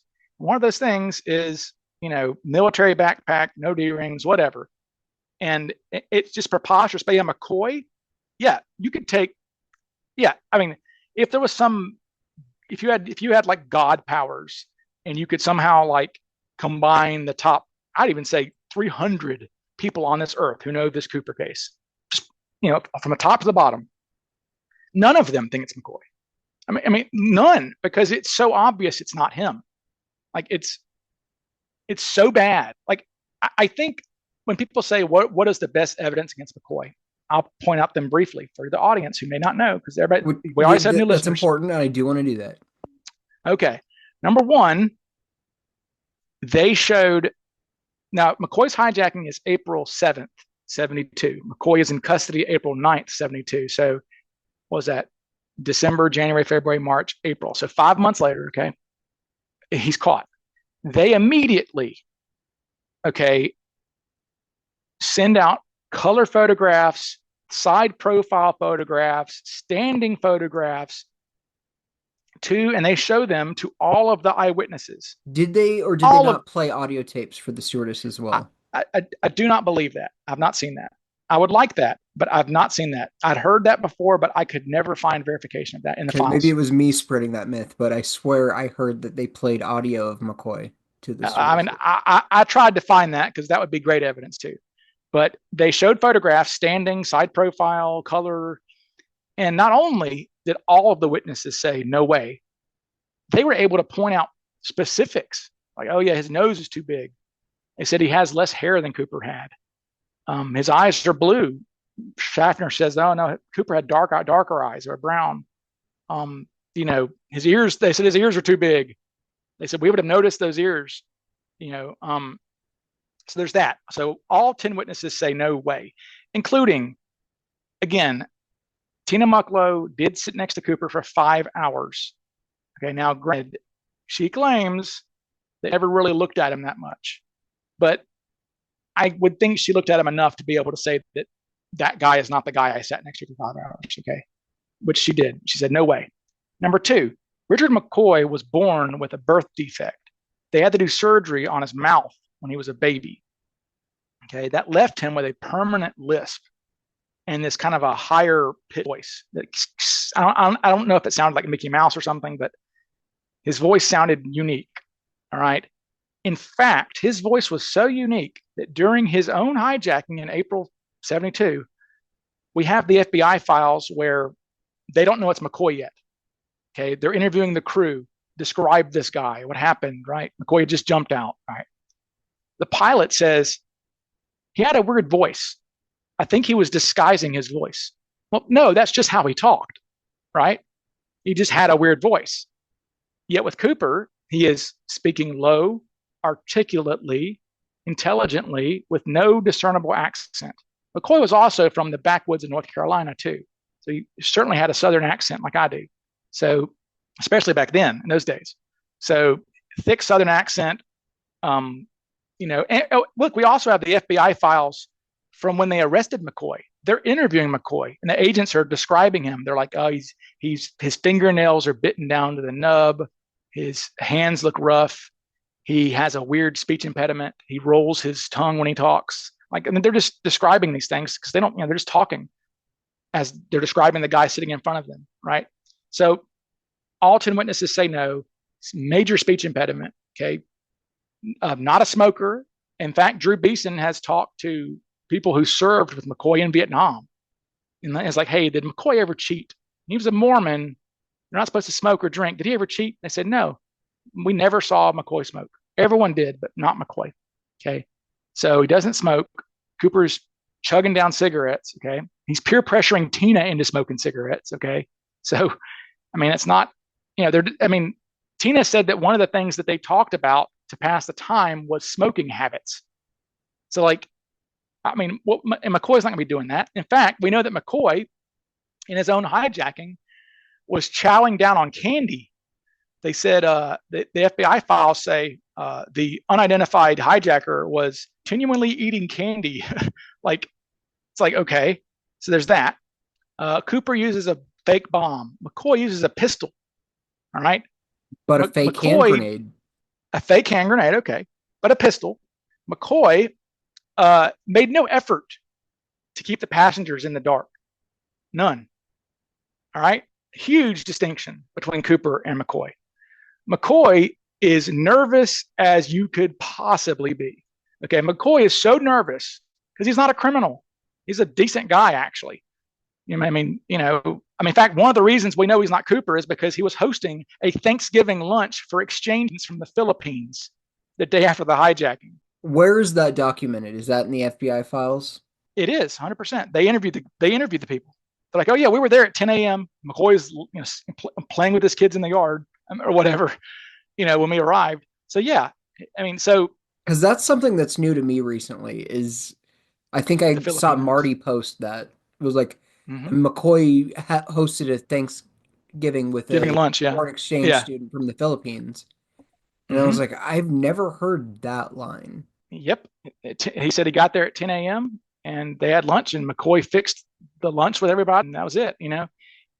But so McCoy was a good guy. He's inviting exchange students who don't have family to come have Thanksgiving with his family. It's a decent dude.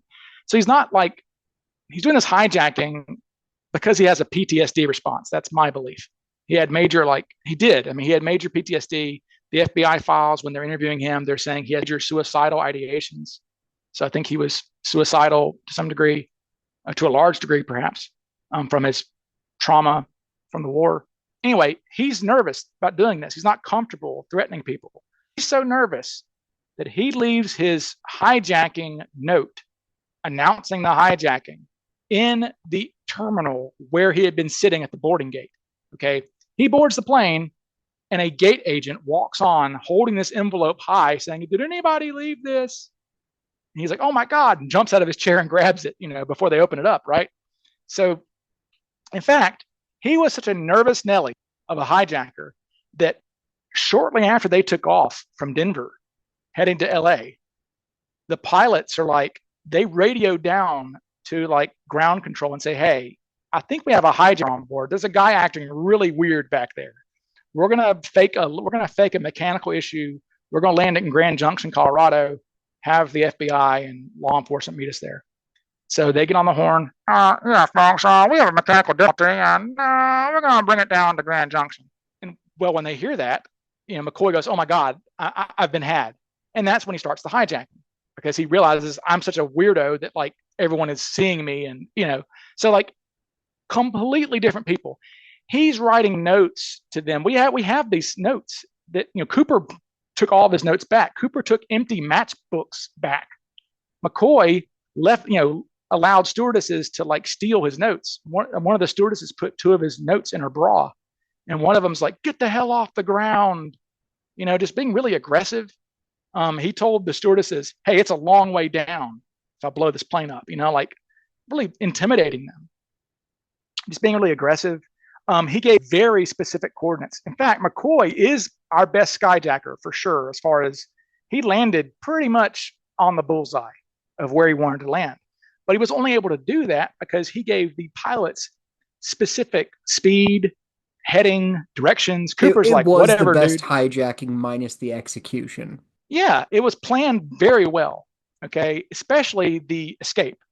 Okay, Oh, and Cooper, that's throwing the out the worst fake part. parachutes with the trackers, so Yeah, brilliant. yeah, he knew. See, McCoy knew about the Cooper hijacking people, not because he was Cooper, but because he was a Cooper fanboy. Okay, he wrote an essay for his criminal justice class about DB Cooper. Okay, they have this essay somewhere. All right, he wrote about it that spring, and he was like, "You know what?" In his mind that was kind of messed from PTSD, he had thought he had a brain tumor. I think he may have thought he was dying of something. He had headaches that were so bad he used to smash his head up against the wall because that felt more better than his headaches. It was really sad. His whole story, it was really tragic, really.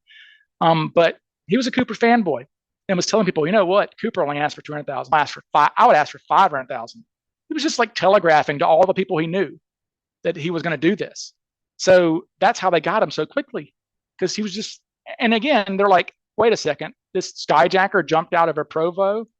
Wait, isn't there a guy who's been walking around saying I could do this?" I mean, yeah. So that's not Cooper. But Cooper doesn't give specific directions. He just goes, yeah, just fly south. I'll wing it." Cooper is winging the damn thing. But as Larry Carr points out, just the timing of it is impossible. Okay. Like this. Okay, so Cooper jumps out. So Utah is mountain time, correct? Correct. Yes. All right. So Cooper jumps out about 9:13 mountain time. Okay. He's back home playing with his kids in the yard 13 hours later. Okay. Now you're jumping blindly into somewhere in southern Washington.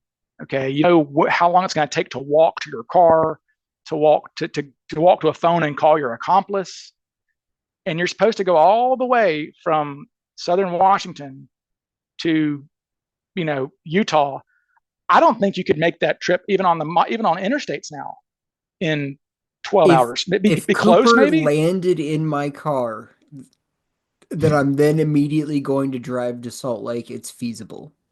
Because it's probably an 8 or 9 Now, hour drive. now it is though. Maybe not then even. I mean, the interstates were different, roads were different, Yeah, cars that's didn't go as true. fast. On your So best day, it's probably a 10-hour drive. yeah, and that's again him landing in your car He with his has to parachute. land in my convertible with the top down, and then Yeah, we and immediately burn out and drive towards Salt Lake. right, And it's in not that scenario, it's feasible. right. And so the only thing that McCoy people can really, the only thing that I have to concede to them, there's only one thing, is that there is not verified evidence that he was there in Provo on November 24th, 71. Okay. They Yeah, I don't think, have a video of it. right. Well, like the problem is that they have him on campus at BYU writing a check November 23rd. They have him on class rolls. He did class rolls, or because he was going to college, right? They took roll on November 23rd, a couple of his classes. He was there. The class that he took on November 24th did not take roll that day. So we don't have him. There is no smoking gun to say he wasn't there that day. Okay. So that's the only thing that conceivably, but again, you've got everything else against him. It's like, and that's why I ask McCoy people. Every time I ask McCoy, you just say, okay, well, why do you think it's him? Like, and they're like, well, he looks like the sketch. Like, does he really? Right. That's why it's also E. Howard Hunt. Yeah, exactly. That's why it's everybody, because that's why it's me and you. I mean, that's why it's our grandfathers. It's everybody. And I really think that I've discovered this in debating McCoy people. It's almost like a national pastime for me and Marty Andrade. It's like baseball or something. We love messing with McCoy people, and I've started to be a little nicer about it. I used to be snarky and having fun. I try to be nicer about it now because I'm like, look, if you don't know, you don't know, and somebody can educate you nicely and say, look, tell me why you think it's McCoy. And they really can't say anything. The only thing they'll say generally is, well, he pulled off a similar hijacking. I'm like, well, so did 5 other guys. And they almost always go, what? Like, in fact, me and Larry Carr did an interview with somebody, 2-hour interview. And when we mentioned that, she goes, what? There were others? I'm like, yeah. In fact, 5 others within months of all of McCoy. McCoy was not the first and wasn't the last, and it wasn't even the most successful either. So, I guess it's debatable. I guess McCoy is the only one who got the money to his house. McCoy got away with it. He got the money to his house. McCoy got away with the crime. Yeah. He did it. He had a few days where I got away with it. He could have gone to Mexico in that one day that he had the money with him. Right. And so the Heinemann, okay, so Heinemann landed with $303,000 of $1,000 bills and $500 bills because he was a weirdo. And that's what he requested. But Heinemann lands in Honduras, in Yoro, Honduras, with $303,000, and they don't get him for a month. So he was McNally, of course, lost his money, but Mac didn't get caught for a week. So McCoy only gets to sleep in his bed twice, I guess, before he's caught in the morning. Ends up on his living room floor in handcuffs, that morning of the 9th. So look, and what's crazy is McCoy even went and interviewed with the FBI on the 8th. Okay, so the day between the hijacking and when his own hijacking, when he gets arrested, he goes and interviews the FBI. And what's kind of sad is the FBI agents are like, this guy thinks he's smarter than us, but we know it's him, and we got him. He could have fled, although they were casing his house, that they were watching for sure, to make sure he didn't flee. But bottom line is that I can have mercy with McCoy people because, sure, like if you knew nothing about this case, you could look at it and go, well, he looks like the sketch. Well, again, we know that everybody looks like the sketch, but I mean, you could say he looks like the sketch. And he did the same crime, and it all goes back to the Unsolved Mysteries episode.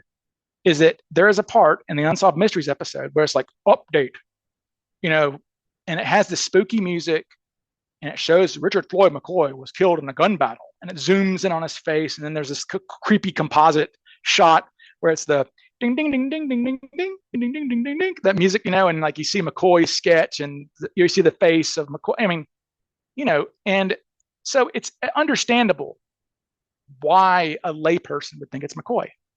And Dan Grider has just made it infinitely more difficult for us now.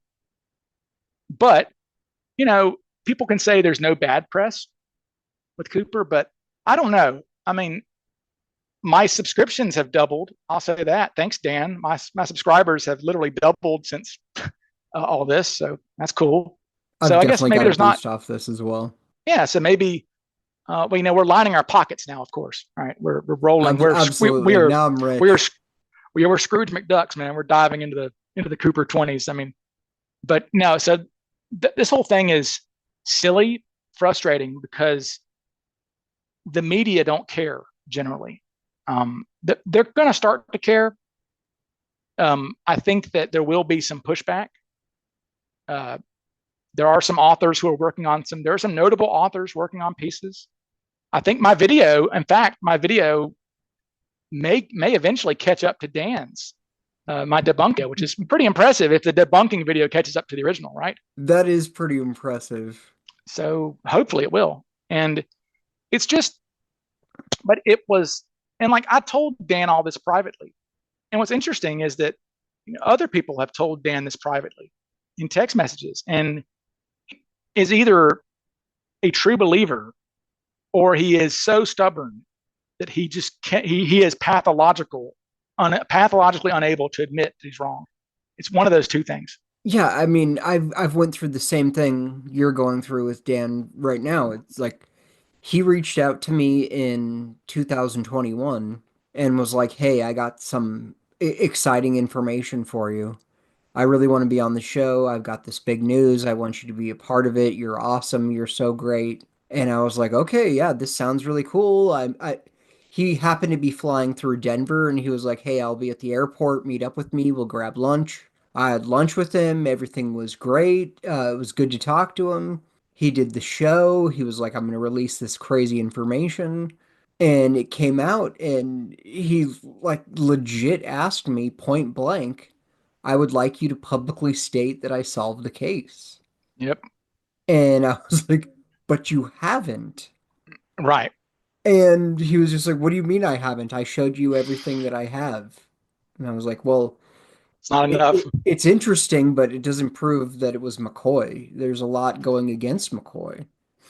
And one of the things that makes me so mad about this, we have to prove McCoy is Cooper, it would be like if you were telling me that Mike Tyson was Super Bowl MVP. And I'm like, Ryan, Mike Tyson is Billy Badass. He has an incredible storied career. He was never in the Super Bowl, all right? Like, you don't have to add that right Tyson to make Mike Tyson interesting or a good story. And the McCoy story is amazing. His life is incredible. Oh no, yeah. Every part of that story is mind-blowing.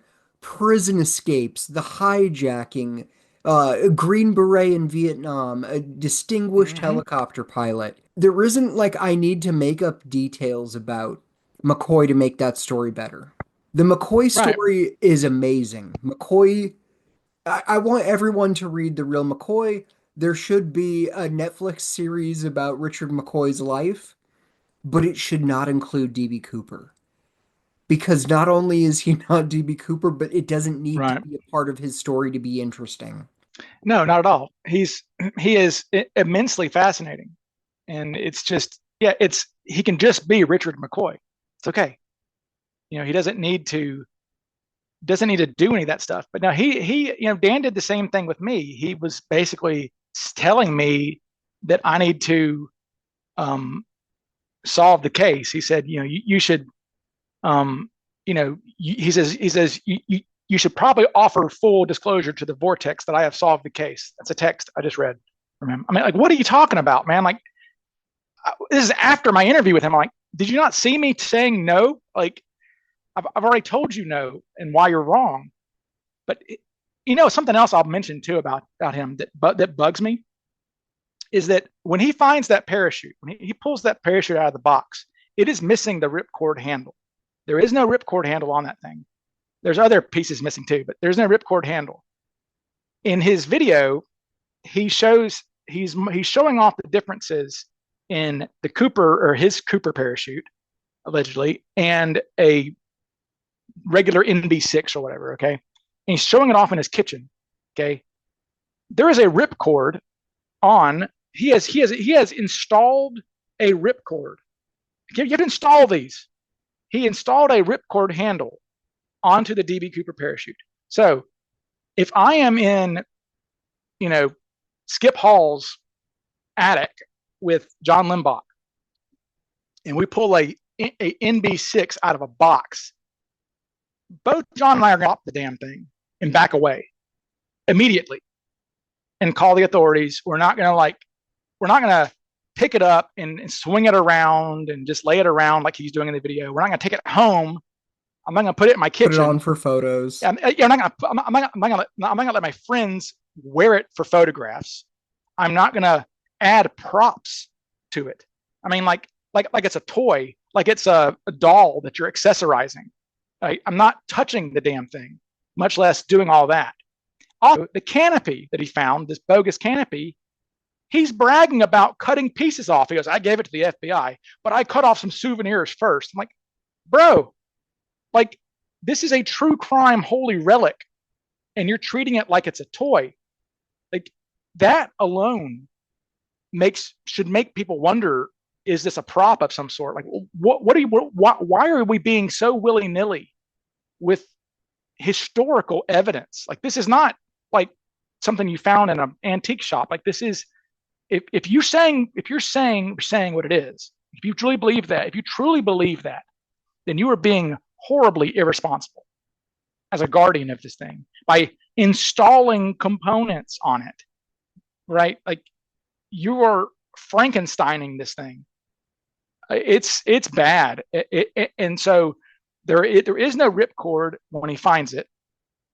There is a ripcord at his house. Okay. Then when he turns it over to the eye, there's a photograph of his friend wearing it, and there's no ripcord in that picture. It's just, he's cutting pieces of a canopy. He goes, what the FBI don't know is I cut off a piece of the canopy. Like, what are you doing? Like, it's almost like that's his pathology, is I'm going to take souvenirs of things. So I'm going to think that Cooper kept a souvenir also. That's what I think.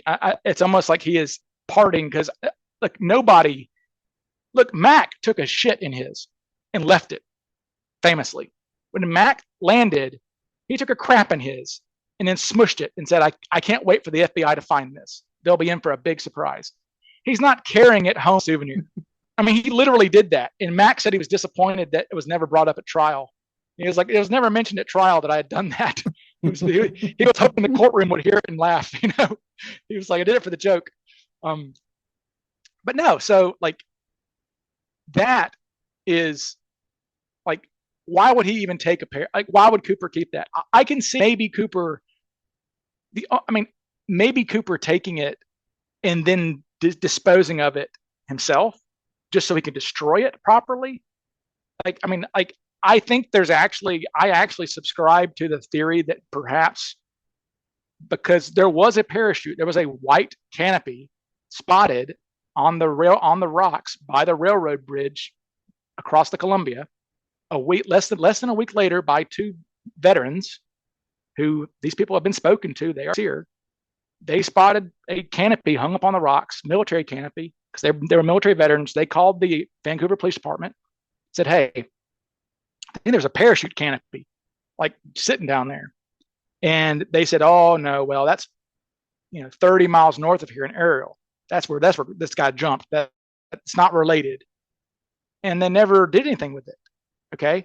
So one of the things I theorize is that, you try to put yourself in Cooper's shoes, and it's a scary place to be. I have an entire episode on my podcast where I discuss, try to imagine yourself being Cooper. It's not good. Like, it's scary, actually. Imagine yourself waking up tomorrow and doing this, walking to your airport or going to your airport and literally getting a stewardess to see you and threaten to kill her. Who does that? Right? Terrible. So, but if I'm Cooper, I could see myself landing, okay, stashing the parachute and the money under some leaves or something, finding out where I am, going back to my car, getting my account, whatever. You come back, okay, because he was in a rush, but probably not the craziest rush because he had no way, he did not think they were ever going to, well, for one thing, he knew the plane wasn't going to land for another 3 hours, right? But another thing is that he had no idea they were ever going to know where he jumped, right? So he lands, get your car, go back to the stash spot. I could see myself putting all that in my trunk, okay? Because I don't want to leave any of it behind, of anything, okay? Then it's, by that point, it might be 1 or 2 in the morning, and if you're heading south on I-5, you're crossing back into Oregon. This is before there's cameras on every corner. This is 1971. There's not many people the night before Thanksgiving probably on the roads.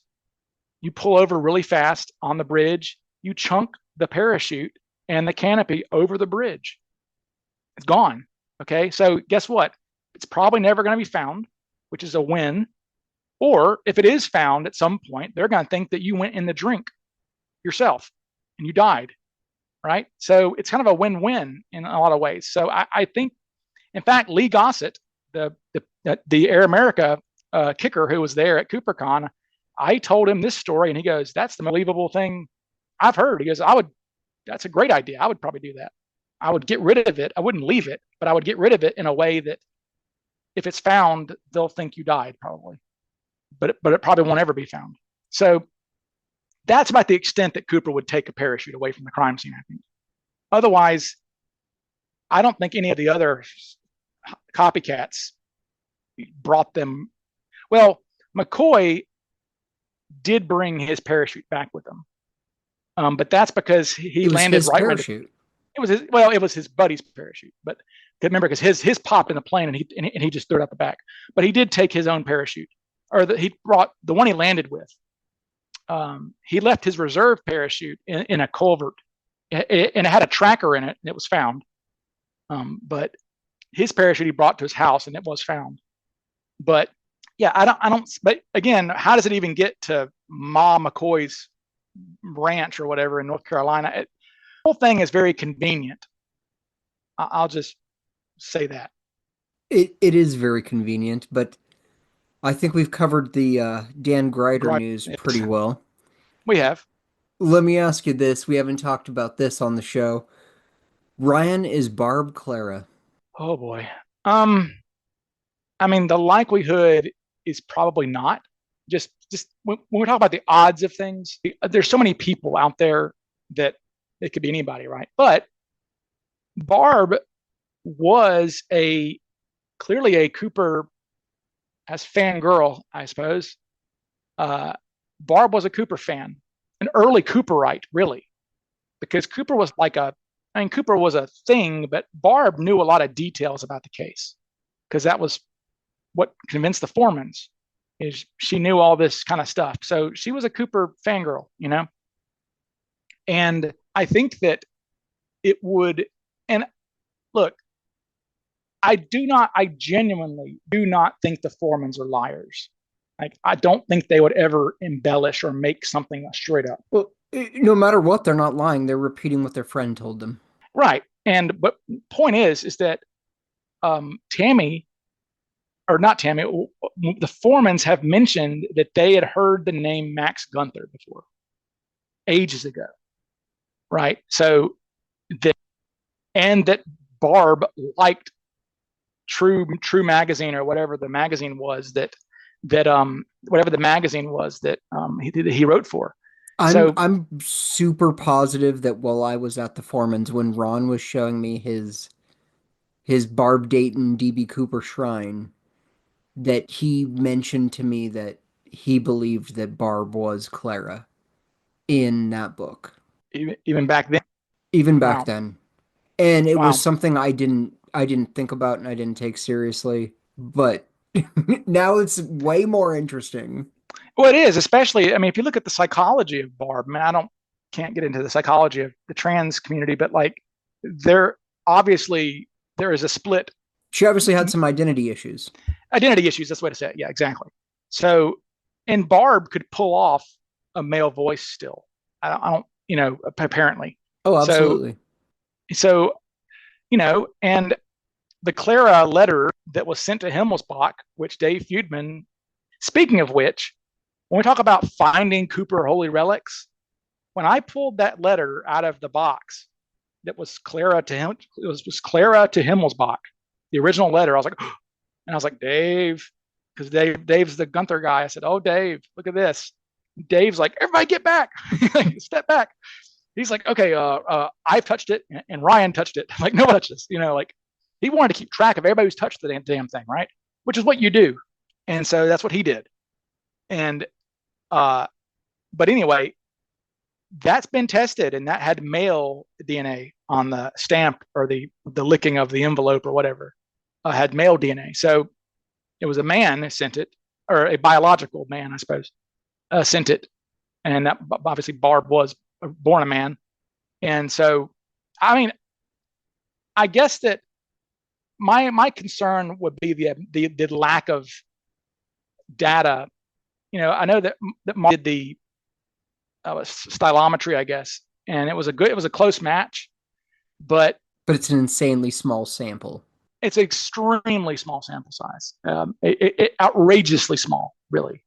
I think that Dave Feudman did some counter arguments and showed that, and even Marty, it was like George Washington. Like, this is all that there is. Yeah, so I just have to work with. But somebody hoaxed him, and I used to think that Gunther made it all up.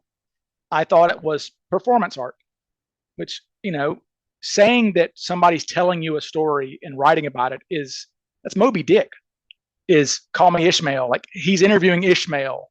I interviewed a survivor of the wreck of the Essex, and here is the story of Moby Dick as told by him.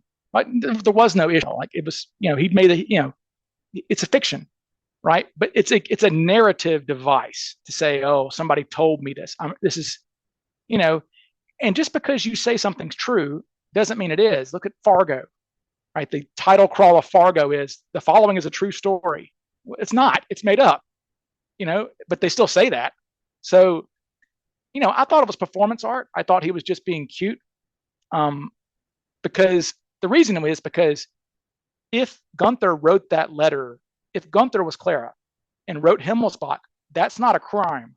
Himmelsbach was retired at the time. Okay, it's not a crime to waste the time of an agent, a former agent. It is a crime to knowingly deceive the real FBI. Okay, so I was like, we've never seen any Gunther stuff in the FBI files. 45,000 pages. You'd think you'd see Gunther stuff, right? So I'm like, well, that tells me it must be made up, because he wouldn't actually try to fool the real FBI, because that'd be a crime. Well, sure enough, a few months ago, my hat flies off my head like Charlie Chaplin being surprised, like, oh my God, when I see a Max Gunther letter to the FBI. It's like, hey, I've been contacted by somebody claiming to be Cooper's widow. I'm sure this is a hoax. He says, I'm sure this is a hoax, but are you guys still investigating this crime or not? And is there some information maybe you can give me to make me sort out this stuff? And we don't see any follow-up. But the fact that made me go, okay, this is real, because he would not lie. There'd be no reason to lie like that for him. So I do think somebody hoaxed him. Now, I am dubious of the contact that was made in 1972. In the book, he says that Cooper contacted him in 1972, right? He says, Cooper called me and said all this other stuff. And Cooper told me to put Happy Birthday, Clara Max in this magazine or whatever, right? But that is there. It is there, right? And so, but it's almost makes me think, is that obviously Clara is not her real name. That's the thing too. Clara would not be the real name. So Clara would be the pseudonym of this person that Gunther gave her, I guess, or that she gave herself, perhaps. And so it could be a coincidence, the Happy Birthday Max, whatever it is. I don't think it was that long a con. I think that if it was Barb, she was Clara, because, Barb was a trickster. Look, Barb was not DB Cooper, period. Okay, it just wasn't. Barb was not DB Cooper. Okay. Spoiler alert. Spoiler alert. I know, too small. Says that she jumped in Oregon. Nope. I even tried to give them the benefit of the doubt one time. I talked to Ron Foreman. I said, hey, Ron, you write in your book that Barb says she jumped in Woodburn, Oregon. I'm like, do you think that you misheard that? That you misheard Woodland as Woodburn? Because like I'm even trying to be open-minded with people and say, look, because like if your drop zone is that far off, you're not Cooper. Full stop, end of story, right? And so he was like, no, it was Woodburn. I'm like, okay. I was trying to be like, maybe, but if your drop zone's that far, no way. So not Barb, but Clara, I don't know. Barb was a known DB Cooper trickster because it's false. She was not Cooper. So she was lying to the Foremans. She played a prank on the Foremans or a con of some sort on the Foremans. So perhaps she played a prank on someone else, and told some fantasy to Max Gunther. So yeah, I would say 10% chance. But 10% chance is an enormous chance when you consider that it could be millions of people who did this. All right, well, I got you held hostage here. The FBI files. You've looked at them. What about case files on CIA agents, Air America, or active military? I mean, like at the time period? At the time? At the time period, are there files on those people? Yeah. Okay. So it's my understanding that from talking to Larry is that things that were confidential at the time, or things that were classified at the time, were not written in 302s. So there's not going to be, for example, although I guess Maccabee-Sog was, Braden himself is the one who exposed Maccabee-Sog in 1967 in the Ramparts article. So Maccabee-Sog was not technically, it was known, but it may have still been classified in 1971, but it was known about. But there are, I suspect, every now and then you'll see 302s in the FBI files where everything is redacted. Like 2 straight pages, you don't even see the word the. It's just like blank, and I'm going, what in the hell could that be? And because like they're not supposed to redact that much, really. You're supposed to redact names of living people, trade secrets, investigative secrets. Like there's just like they're not supposed to redact much. They redact way too much. Whatever interns they have doing this, and Larry's like, yeah, there's probably definitely interns doing this. They're trigger happy a lot of times on these. So I could easily see a intern from University of Washington Seattle campus doing this and coming across a 302 that talks about CIA, Air America, and going hell with it. I'm not even risking, right? I'm just going to redact the whole damn thing. Anything that mentions CIA. In fact, I've never seen the term CIA. Well, I've only seen it one time, actually. There's a guy who said that he was on a plane in Montana, and there were several guys that he thought were CIA agents, and one of them was dressed like Cooper or something, right? So, I mean, the word does appear sometimes, but generally not. So, in Air America is not redacted. At least, when we talk about redactions, we're talking about different people over many years doing this. Right. So it's different redactors. Some have different thresholds. Some know what's classified, some don't, So sometimes Air America is redacted, and I suspect that sometimes sometimes it's not redacted, but I suspect sometimes it is. And I suspect that when you see these files that are completely redacted, like not even the word the or a date, there's not even a date on these things. Okay, that's got to be something where it mentions CIA or something, and the person redacting said, I'm not even going to take a chance. I'm just getting rid of all of it. And the nerds out there can bitch about it if they want, but I'm not giving them anything on this one. So I do think it's interesting that Braden hasn't had a 302 yet. It is really hard for me to believe that Ted Braden was not a suspect very soon after the hijacking. I mean, like, he had to have been turned in by people. People were like, Oh At yeah, this point, we have a bunch of MACV-SOG members saying, "Oh yeah, I knew immediately that was Ted Braden." exactly. We have this, and people didn't like him. So like the guy who was like, I would have shot him if he had moved too fast. That guy would probably be like, hell yeah, that's probably Ted. I'm calling the cops. I mean, so we've not seen Braden, which is weird. Um, Braden's fishy though, because remember, there's so little information on Ted Braden. I mean, all of his stuff is expunged. When we try to get when we call and try to get like people like myself and Drew Beeson, or I know Mike Davis, he's interested in Braden now. He's tried to get some documents. Just the stone wall. That didn't exist. It's very creepy.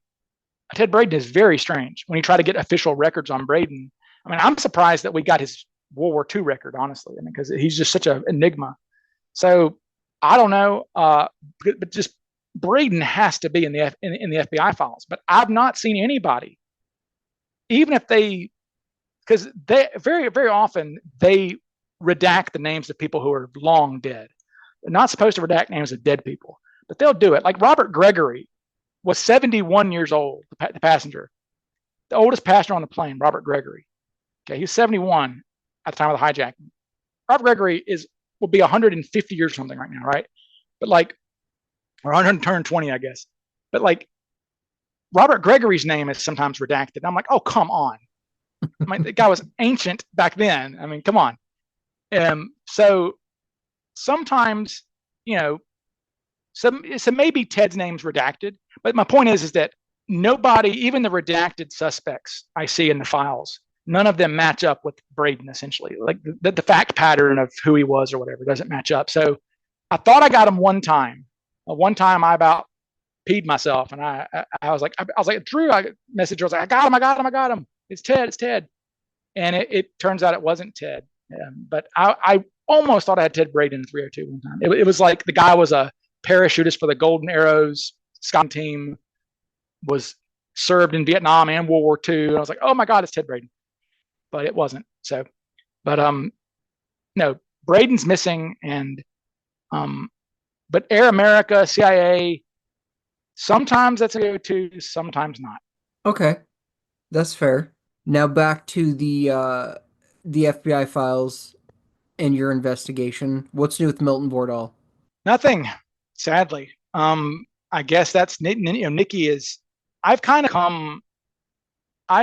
to become as suspect agnostic as I can, because I think it, like, obviously I guess I'll forever be associated with people who know. I'll be associated with Ted Braden. I'll be associated with Milton, because I did a lot of research on those guys. I never said they were Cooper, never, but I did a lot of research on them because they were particularly interesting to me, more interesting than others, right? So, I mean, right now, Orville Lyons is kind of my suspect du jour. I really am fascinated by him. He is plausible as a suspect. I mean, there's not many suspects that I come across where I go plausible. There's a guy named Roger Schramm who I think is plausible. But Vordal, not much. Apparently, we were hoping to have access to the house he lived in, because the house he lived in at the time of the skyjacking is still owned by the family. But his grandson has said, look, there's just nothing here, really. We got rid of everything from him when he passed away. So there's just nothing there. Now, of course, Nikki's like, I want to take LiDAR up there and look for buried treasure. And like, hey, man, you never know. But Vordal, not much to say, because, and that's the problem, is you always, no matter how deep you get into a suspect, we will eventually run into a stone wall where there's nothing more to find.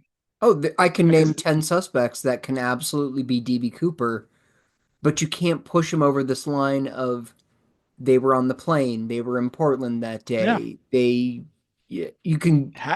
It's plausible that this guy could plan this. It's plausible that this guy could pull it off. It's plausible that this guy had a motive, but you can't prove it. Well, there's actionable evidence. I mean, that's the thing about Larry Carr's. Like, Larry's like, you have to have actionable evidence, which is a parachute, body, money. I mean, because otherwise it's all just a story. I suppose you could find DB Cooper's ticket. I guess. I mean, there's maybe if you found Deeper's ticket, then I mean, assuming I don't think he kept it as a souvenir, but If you're saying your grandpa did it and you're showing me DB Cooper's ticket, I'm listening. yeah, I'm gonna listen. Absolutely. And I mean, if there was a confession that was very convincing, I would listen. Because I love listening to. It's like Rekka is. I mean, I think Vincent Peterson is the worst suspect of all time to this date, but Rekka's up there as well, just because of his drop zone and his facial features and stuff. But Rekka is like not even close. He's worse than McCoy even.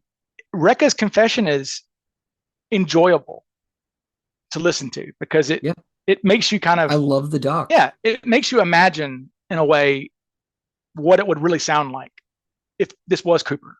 So it's kind of cool like that. It's like you kind of get in a brain where you're like, this, I wish this was the real Cooper talking.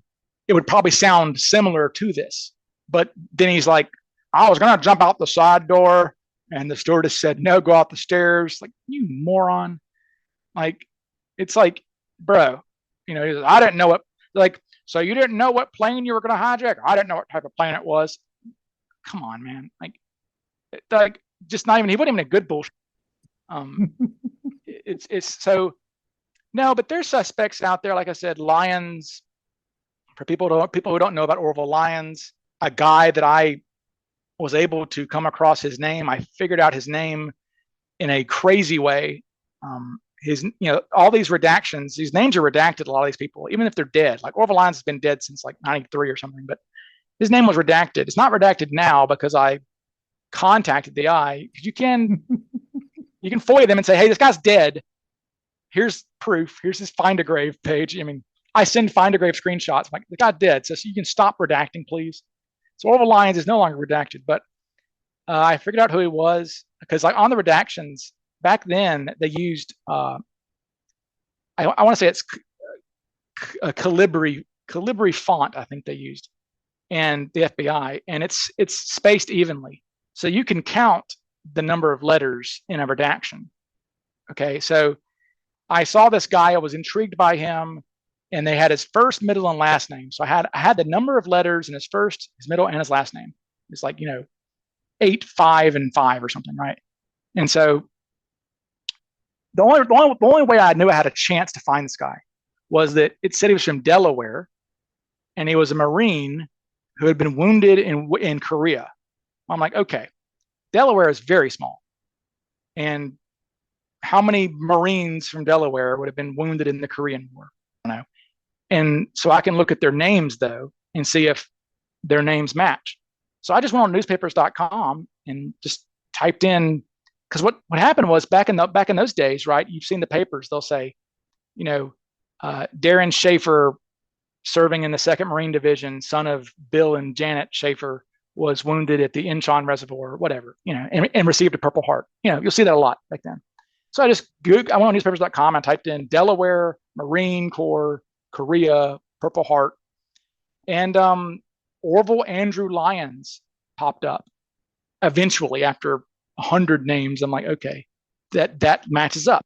So I go on Ancestry.com and I type in Orville Andrew Lyons, and sure enough, because this guy, when the FBI find him, he's living in Mississippi, where I'm from, of all places. He's living in Mississippi in 1984. And I go on Ancestry.com and I find his location, and Orville Andrew Lyons is in Mississippi in 84. I'm like, okay, well, this is him. Clearly, it's him. And sure enough, I informed the FBI, I think this is the guy that you redacted who's been dead for 20 years, and sure enough, in some of the subsequent vault releases, his name's not redacted. I got his name right. So I'm proud of myself for that sleuthing. But nice job, Ryan. Thank you for doing that. Thank you. But like the reason I was intrigued by him, and I'll tell the audience this if you haven't heard me, is that this guy was turned in by an ex-girlfriend. Okay, at some point in like in the early 80s, she goes, hey, I think she had seen In Search Of the episode. And she goes, you know what? I dated a guy in the late 60s, 70s in Seattle. who kind of looks like this. And he was a smoke jumper, and he was in the Marine Corps, and he disappeared. Like, he dumped me, I guess, and just left me around 71, 72. I can't really recall, but maybe you should look into him because he kind of looks like the sketch a little bit. And he was kind of a drifter kind of guy anyway. So the FBI finally come across Orville Lyons. His car had broken. This guy was a drifter. He had never had a career, never had a family, no kids, no wife, whatever. But he had been a smoke jumper in the early 60s in Arizona. Okay. And he had lived in Reno, of all places. He had lived in Reno, smoke jumper in Arizona. They found out he had lived in Portland and Seattle in the late 60s, early 70s. Okay. And they finally find this guy living in Tumsuba, Mississippi. I mean, talk about a backwater. He is like working at this motel as a handyman because his car broke down and he just needed money to fix his car.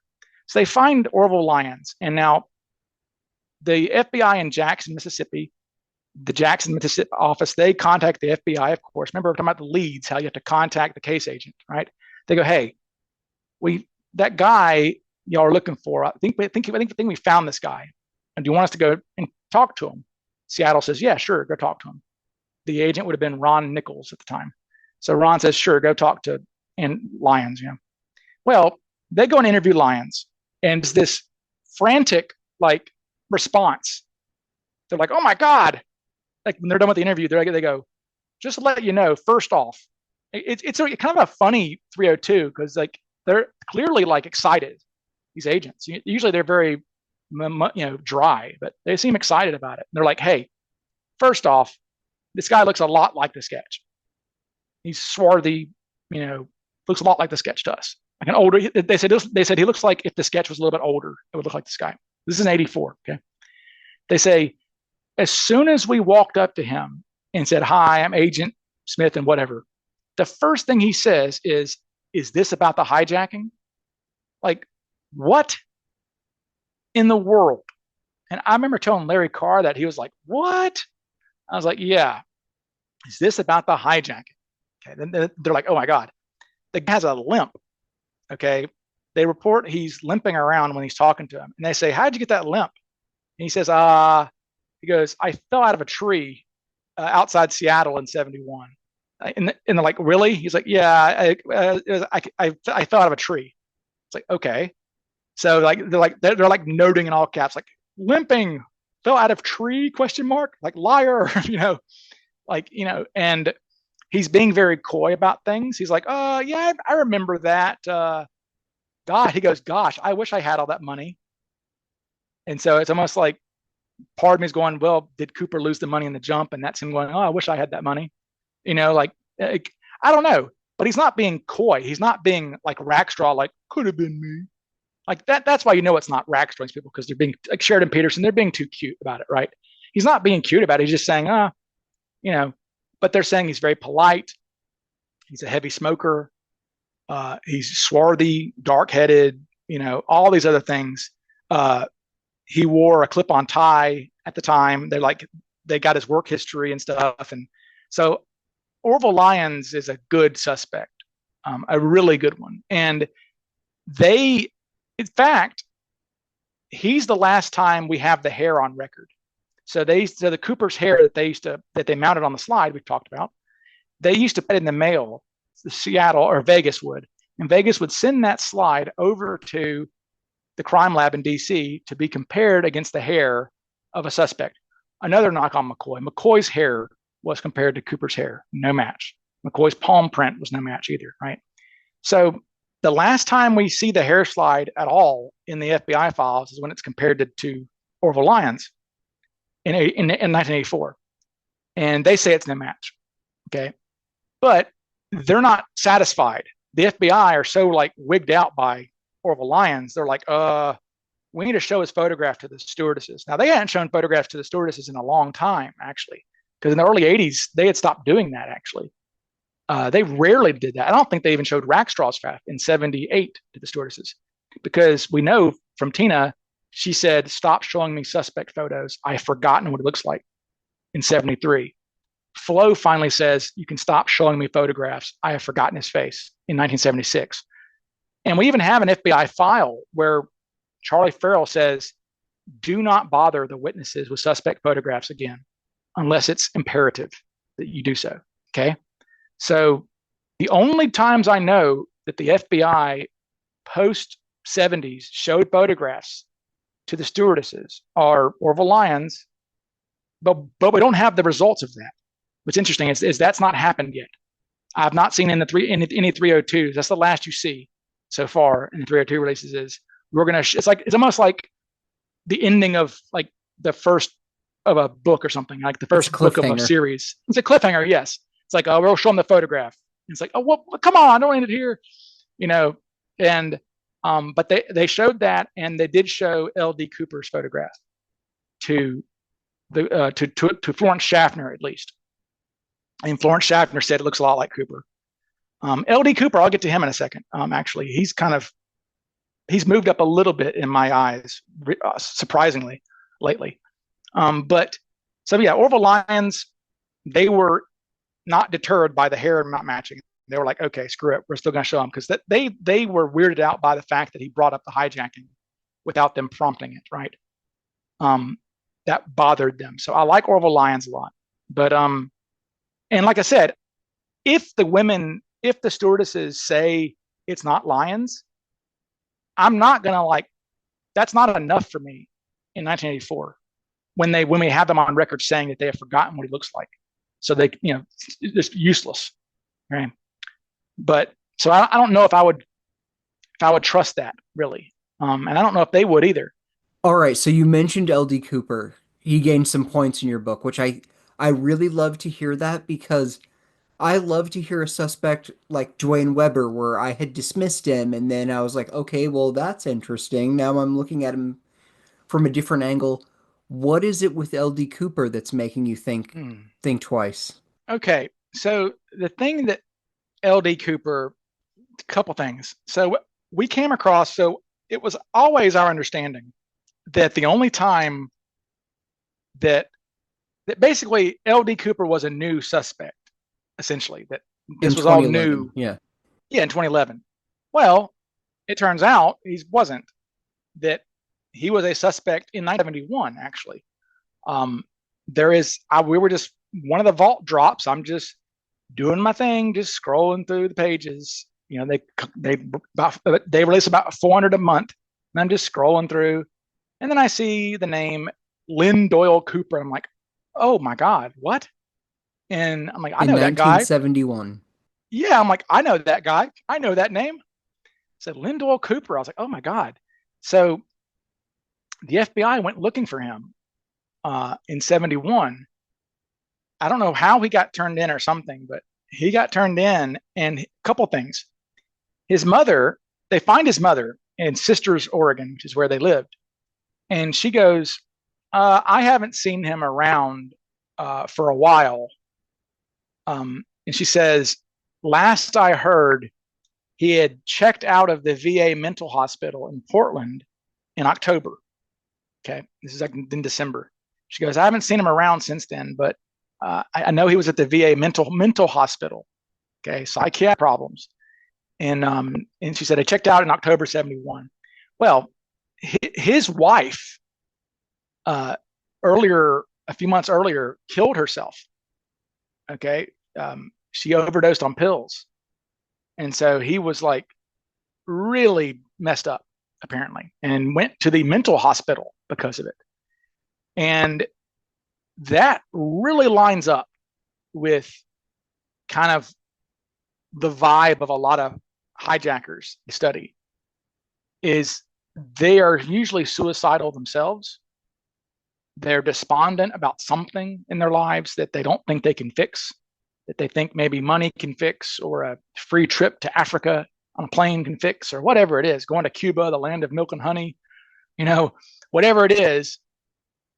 So I go, that, like, if that guy's name was Joe Bob Jones, not L.D. Cooper, I'd go, ooh, that's interesting, right? To be fair, I would go, that's really interesting. And, LD has features that look Coopery. I mean, he does. He has LD has the one photograph we have of him. He's got a long, narrow face.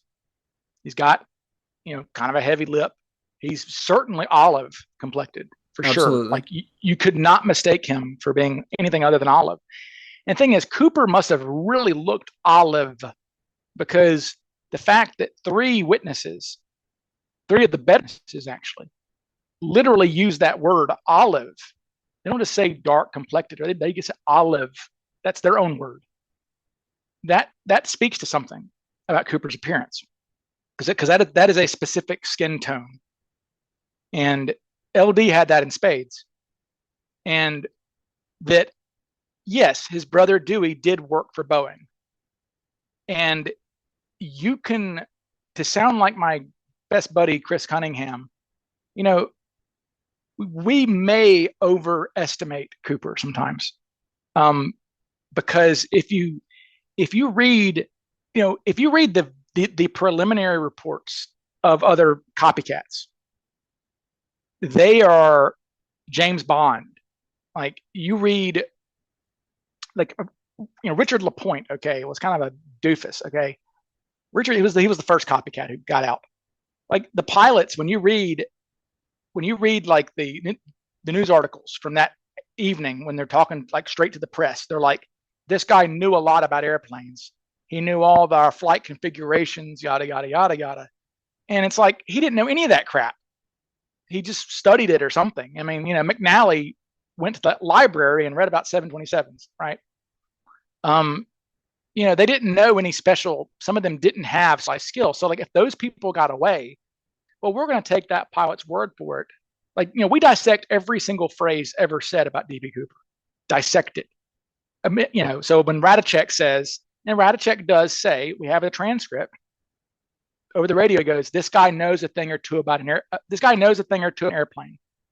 Well, that tells us something, we think, right? So, but maybe not, maybe, I don't know, but point is that LD. I know what you're saying. Yeah. There are a lot more comparisons to DB Cooper being James Bond than to Gomer Pyle. Yeah. And maybe and I just know from the other copycats that a lot of them were more Gomer Pyle than Cooper. But guess what? If they had been the first to do it, they might have gotten away with it, because the guy didn't put trackers in Cooper's parachutes, didn't do some of the countermeasures that they had developed by the time the copycats rolled around. They didn't think Cooper was going to jump. Yeah, which is, I keep asking John Detler says that all the time. I'm like, John, you guys are sitting there at the airport. He's asking for parachutes. You see parachutes being driven out to the plane. What did you think he was going to do with parachutes? Like, how was that not telegraphed to you guys? And we're like, he was like, we just didn't think about it. Why would he do that? I mean, who would do that?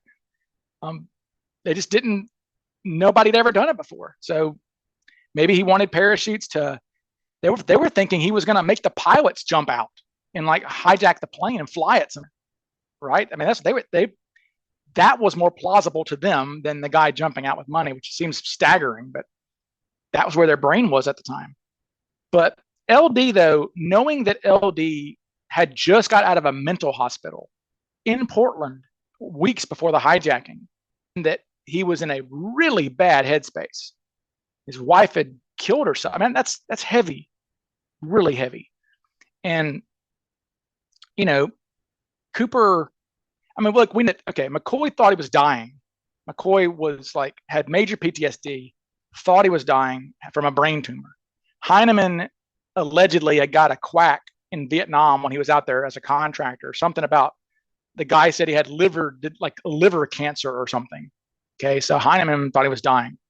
Melvin Fisher, one of the copycats, had got a erroneous cancer diagnosis, and he had 7 kids. I was like, I got to do something for my kids. I'm a house painter. I don't have any money. Right.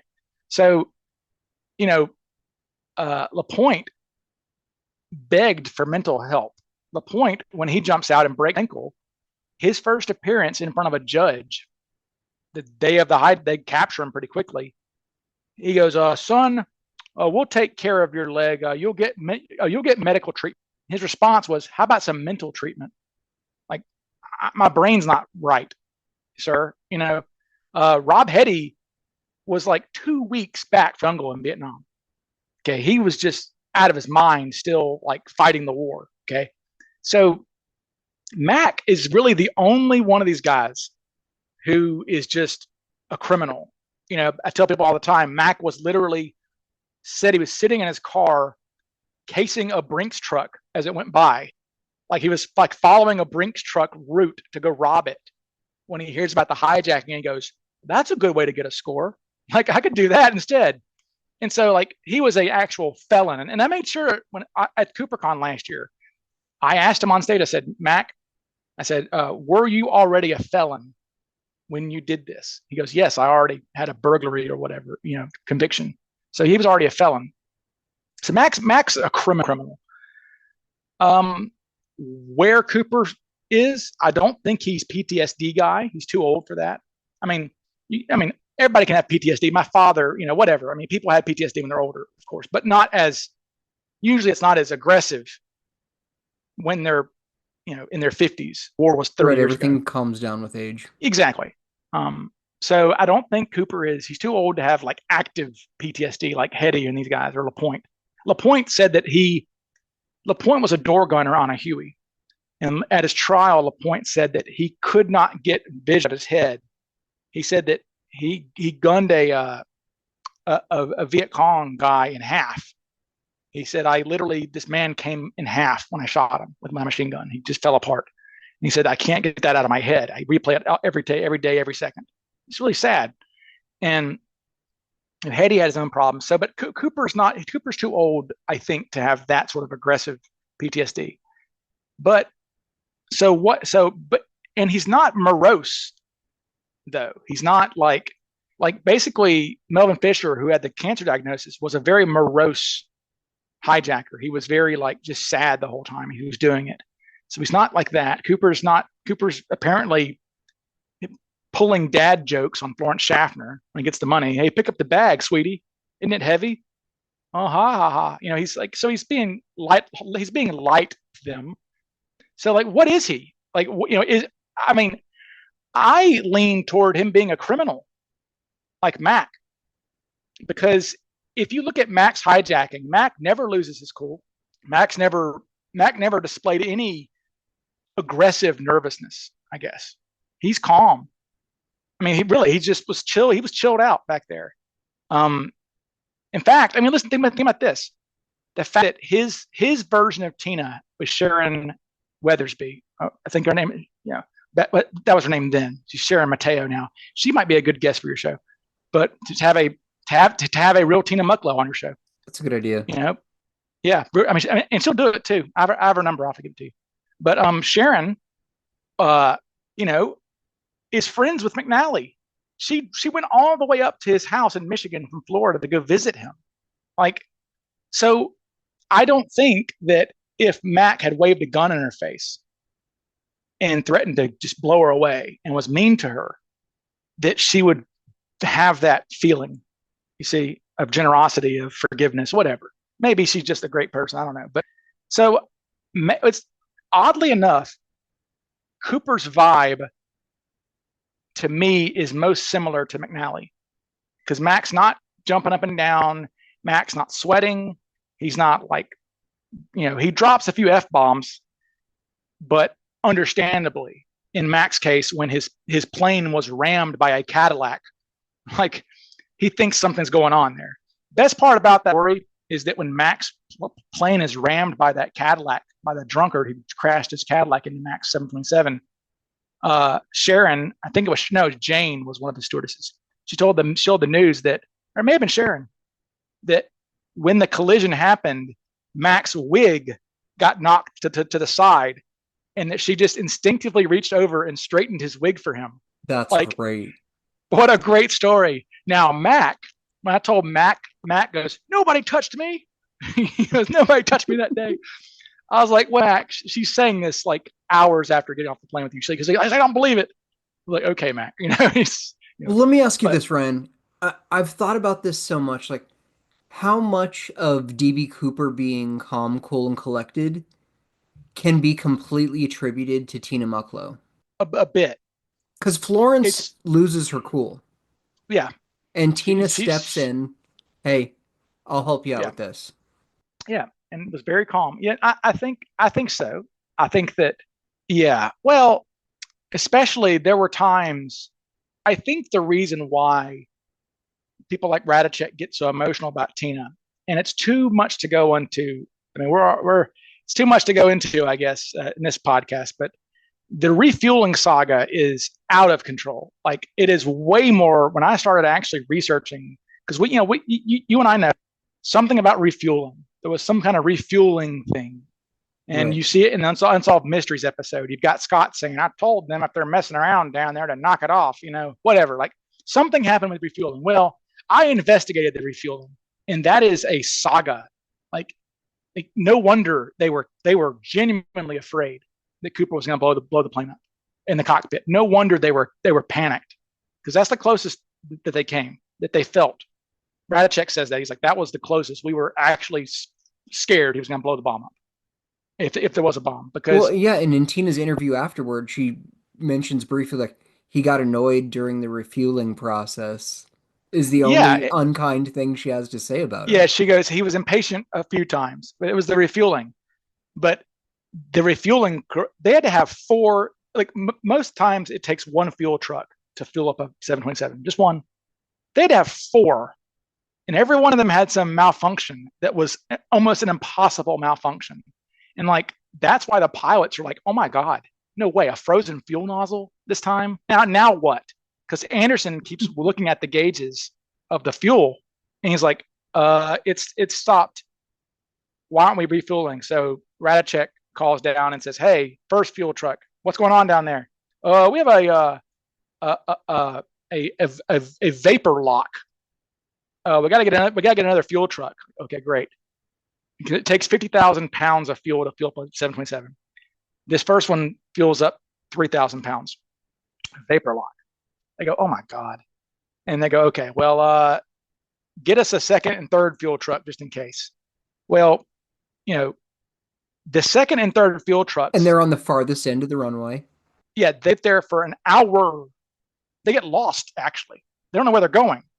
So Cooper is like, you know, 30 minutes. He sees the first fuel truck back away. He goes, "Okay, I guess we're done." He thinks the refueling's done. So when he's like, "Hey," he goes, "Hey, girl, will you call up there, and I think we're ready to go, right?" And she goes, "They're saying there's no fuel on the plane." He goes, "What? There was a fuel truck that was right here. I saw it drive away." She goes, "Oh, well, they're saying it was a vapor lock." He's like, "Vapor lock, whatever." So then she goes, but he's starting to get pissy. Some trick, right?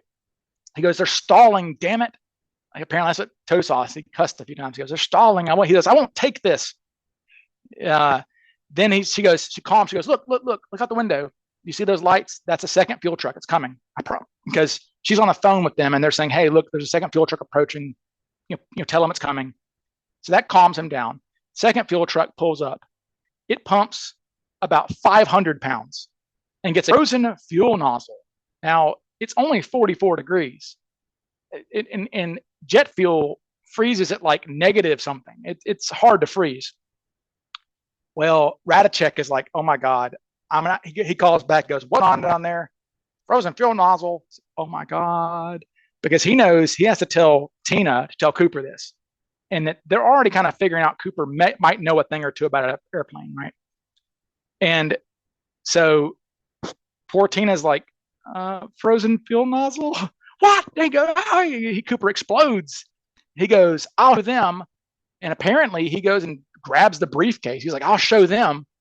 And she's like, "Ah." And it's like, there was a real drama there, apparently. If you read like some of there are interviews that we have of Tina that aren't really well known by people. And that was dicey. But like, she's still on the phone, and they're saying, "Hey, a third fuel truck's coming. Tell them, calm them down." And she goes, look, we have another one. It's fine." He goes, "Oh, okay." Calms down. The third fuel truck hooks up and starts pumping. It was empty. no gas at all in the third fuel truck. And they're like, oh my God, he's going to kill us. Like, this is it. We're dead. Like, we've already calmed him down twice with these preposterous things that never happen, right? Now this one's empty. Thankfully for them, they had at some point, Scott just said, hey, why don't you send a fourth and a fifth fuel truck here just in case? And sure enough, there was a fourth fuel truck that pulled up, and Cooper was, at this point, Tina said he was like really involved in the bag stuff. He was MacGyvering his bag, just never realized that this third fuel truck had bingo gas in it at all. So she really was able to, I think that's the moment that they really appreciate her the most, is because he was really freaking out that this was a trick. And look, Scott thought it was a trick. Scott thought it was a trick. In fact, if you read, look, we have audio of it, and some of the Cooperites disagree with me, but I know I'm right on this. Come on, you can listen to it. We have a few clips of audio from the hijacking, right? And one of them, you can hear Bill Radachik saying, "We do want the fuel truck to come up, damn it." So like, they're panicking up there. And then we have, usually very calm, demure Captain Scott, even in the Unsolved Mysteries episode, saying, "Hey, I told you guys to get with it." And then there's a quote, some media guy was eavesdropping on the hijacking on the radio, and he writes all these cool quotes in the paper the next day in the Seattle Post-Intelligencer, all these things he overheard. And one of them is the captain basically like berating the airport staff, saying, "What are you guys doing? Get the hell over here now with these trucks. What are you doing?" Like just like, it's really cool because like we can see, and what's funny, we know now because the transcripts lie. Now I know that the tinfoil hat people go, "Oh, I told you," but like we know that there is a particular line in the transcripts that are on my website, norjack.org. You can read the radio transcripts from the entire hijacking, essentially. Those were transcriptions from the audio recording, like a day or two later, okay? Some of the lines are removed because there's a weird line. So Al Lee was the guy who was in the car, a crummy Dodge Dart, it was described, the Dodge Dart. He was the guy who was giving the parachutes to Tina and giving the money over. It was Al Lee. He was a pilot from Northwest. Okay, Al Lee has a radio, a walkie-talkie, and he's able to talk to the crew on the radio frequency. Okay, so so a lot of the transcript is Al Lee talking to the crew. And one of the things Al Lee says in the transcript is, "Hey, why don't you guys get that girl back there and leave this parachutist by himself?" Okay, now I read that, I'm like, what a weird thing to say. Get the girl and leave this parachutist by himself. Like, who would say that? Well, that line always was weird, right? What a weird thing to say. Parachutist. Why would you call this hijacking? Well, in the eavesdropping news article, that line is in there. And the line is actually, "Why don't you get the girl and leave this son of a bitch by himself?" So they edited the transcript to curse words out. So like we've got them cussing like multiple times. Like this was not business as usual for them. They were upset, especially the refueling. Everything else was fine, but the refueling was like really dangerous for them, and they felt that way. And so I think Tina's presence really, I think it certainly helped him, because I think if he was, and really, I mean, that's why he kept her. I think. I mean, absolutely. Thing is, you would know, like, okay, I want her. I'm dealing with her. Yeah. Well, remember Alice tried to like get Tina to leave. We got that Pat Boland that's in Tusaw's book, but we now have independent verification from Pat's discussion with Alice Hancock that sure, yeah, Alice felt a responsibility as the oldest. She was 24. Tina's 22, Flo's 23. She's the oldest girl. She had been there the longest. She was the senior flight attendant. That's why she worked first class, yada, yada. Well, Alice felt responsibility because Tina was the youngest crew members. Tina had only been working for about 6 months. Flo and Alice had been there for 3 or 4 years at this point. So she felt responsibility. So Alice goes back to Cooper and she says, hey, she goes back to Tina and says, hey, Tina, there are some passengers looking for a deck of cards up front. Well, you find the deck of cards back here and take it up to them.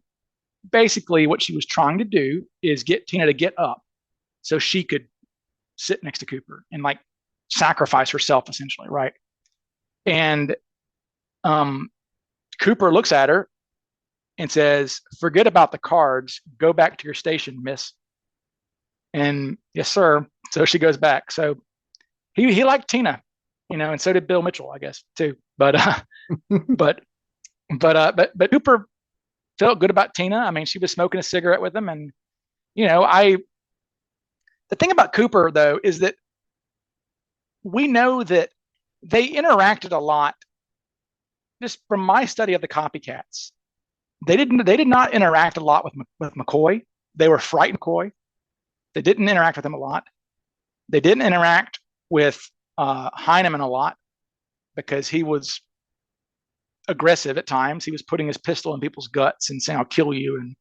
But at other times, Heineman is mentally ill. Like he almost doesn't count because he's so off his rocker. But like Mac, though, the stewardesses were hanging around. They were around Mac a lot. Okay, for 12 hours.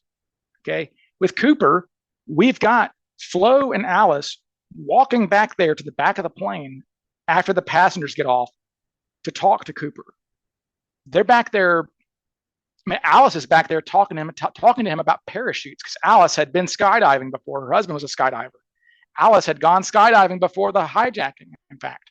So, and there were no tandem jumps back then. So Alice Hancock had jumped out of a plane before with a parachute herself, at least once. So she goes back there and they're talking about parachutes and things. Like, if I think a guy has dynamite next to him, I'm staying as far away as possible. No one ordered them to go back there and talk to him, but they did. Well, so Cooper clearly made them comfortable enough to have that discussion. I mean, he let Tina ask him questions. Sure. And he did tell her to knock it off. She did say, it's one of his lines, he said that he goes, where are you from? And she goes, I'm from Philadelphia, but I'm living in Minnesota. He goes, that's a nice country. And she goes, where are you from? He goes, knock it off. So he could tell she was fishing. A little bit on the nose. Yeah, I mean, she was trying to gain intel. I mean, she admitted it later on. She was trying to try to get something. I mean, she was having, but he tells her to knock it off. But whereas Heineman, talk about how crazy Heineman is. This is why I love Flyjack now. Flyjack's a buddy of mine, I guess. It's like, but Flyjack, come on, it's not Heineman because Heineman is literally telling the crew, just volunteering to the crew. Oh, my dad's buried in New Orleans. My mom's Honduran, my dad's German, and he's telling them where he's from and stuff. And it's like, what are you? That's not Cooper, man, at all. So unless he hit his head on a tree during the jump, I guess. And also he wanted 3,000 Benson and Hedges cigarettes as part of his ransom. So maybe he hit his head on the tree on the way down and it knocked him. He became a Benson and Hedges fan instead of Raleigh's. I don't know, but anyway. So no, Tina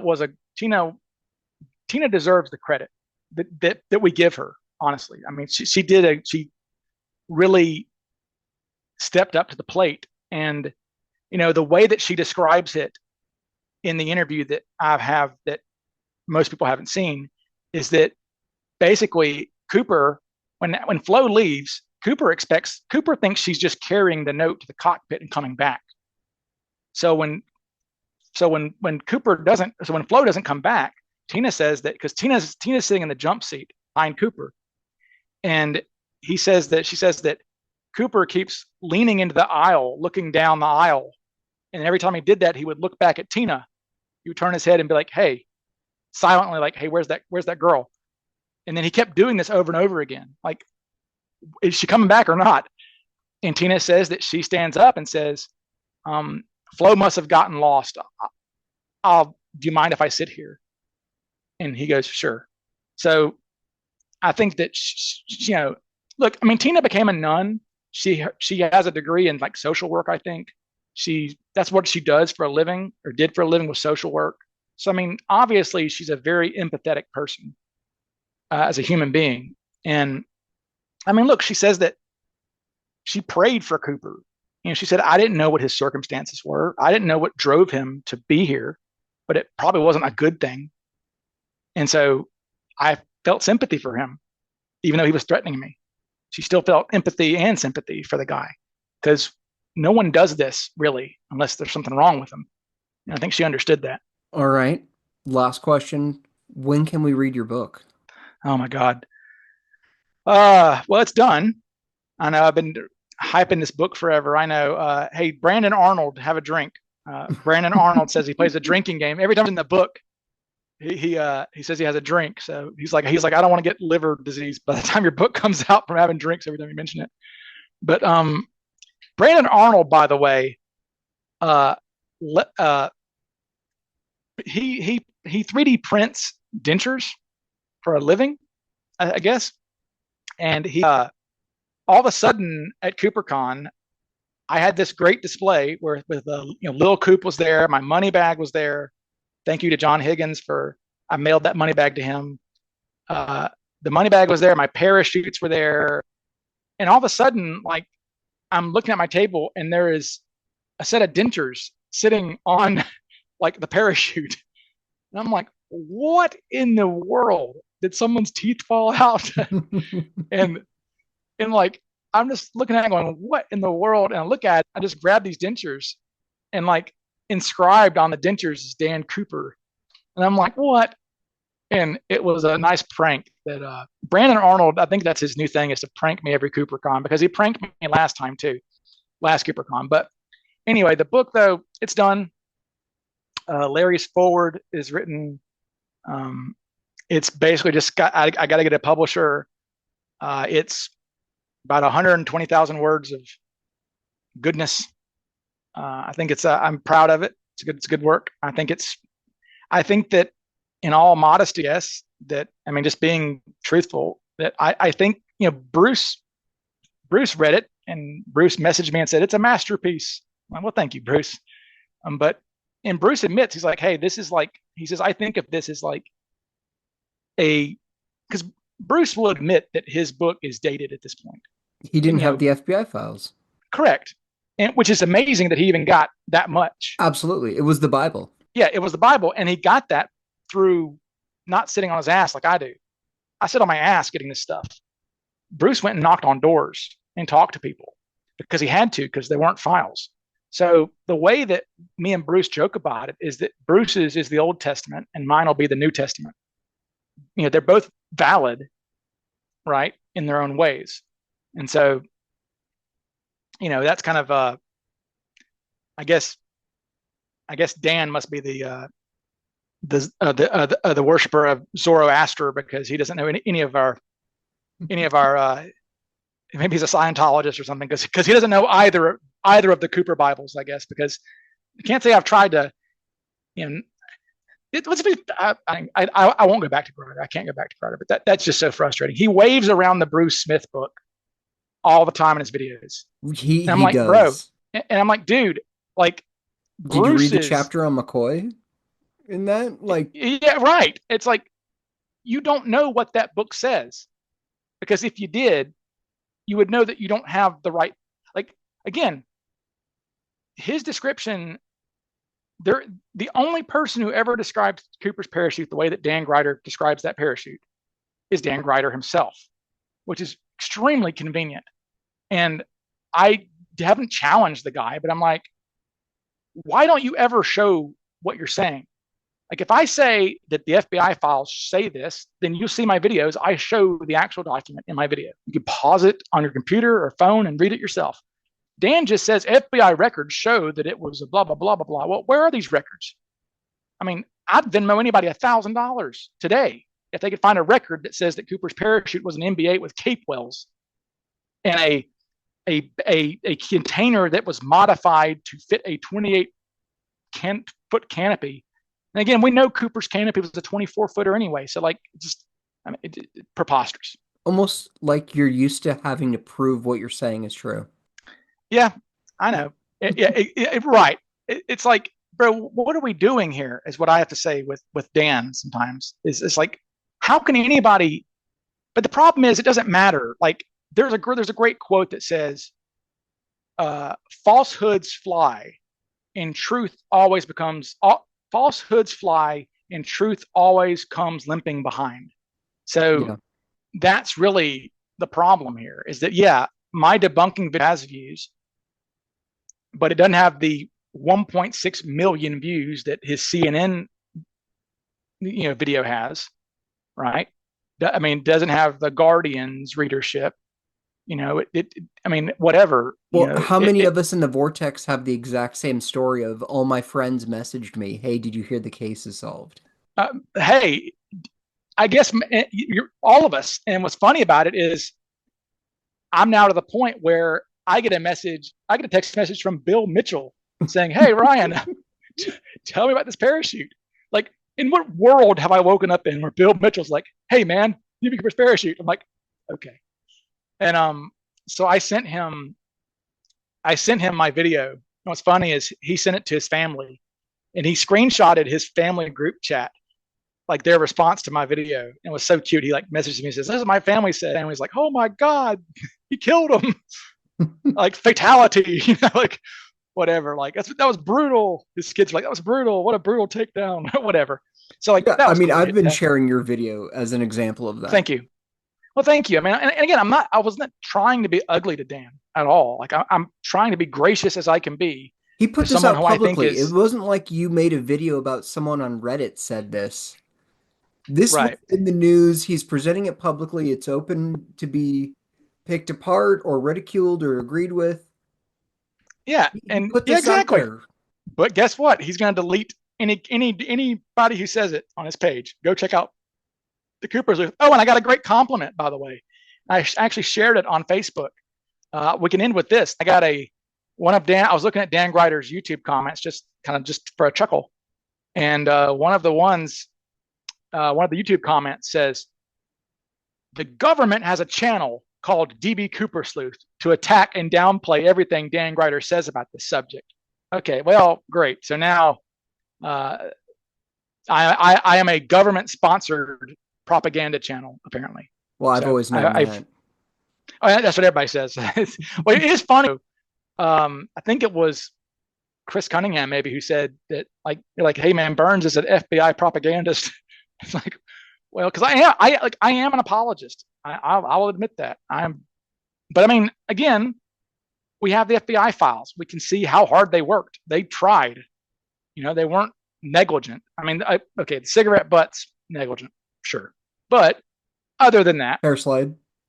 hair slide negligent. Okay, shut up. Okay. I mean, this is almost like that Life of Brian skit. Like, oh, what have the Romans ever done for us? Well, they did this and this. Okay, but aside from losing the hair slide, aside from destroying the cigarettes, aside from having 4 different people in sketches, like, yeah, the FBI did a great job. But no, I mean, they tried. I mean, honestly, I don't think they had a lot to work with, because we basically have, when we read the 302s, we're reading their work, right? Oh yeah. This is their files. This is what they had to work with. So really, we're no different, honestly. I'm a middle-aged man with case evidence. I'm no different than Charlie Farrell was, really. I mean, now he had the power of the government, but again, I would argue I might have more power than they had, because I have the internet and they didn't. So I can look up, for example, I can look up what Orville Andrew Lyons looks like without having to send an FBI agent to go find him for 4 years and get a picture. I can go find his yearbook photo on yearbooks.com, right? So, like, I have advantages that even the FBI guys didn't have at the time. So, we all do.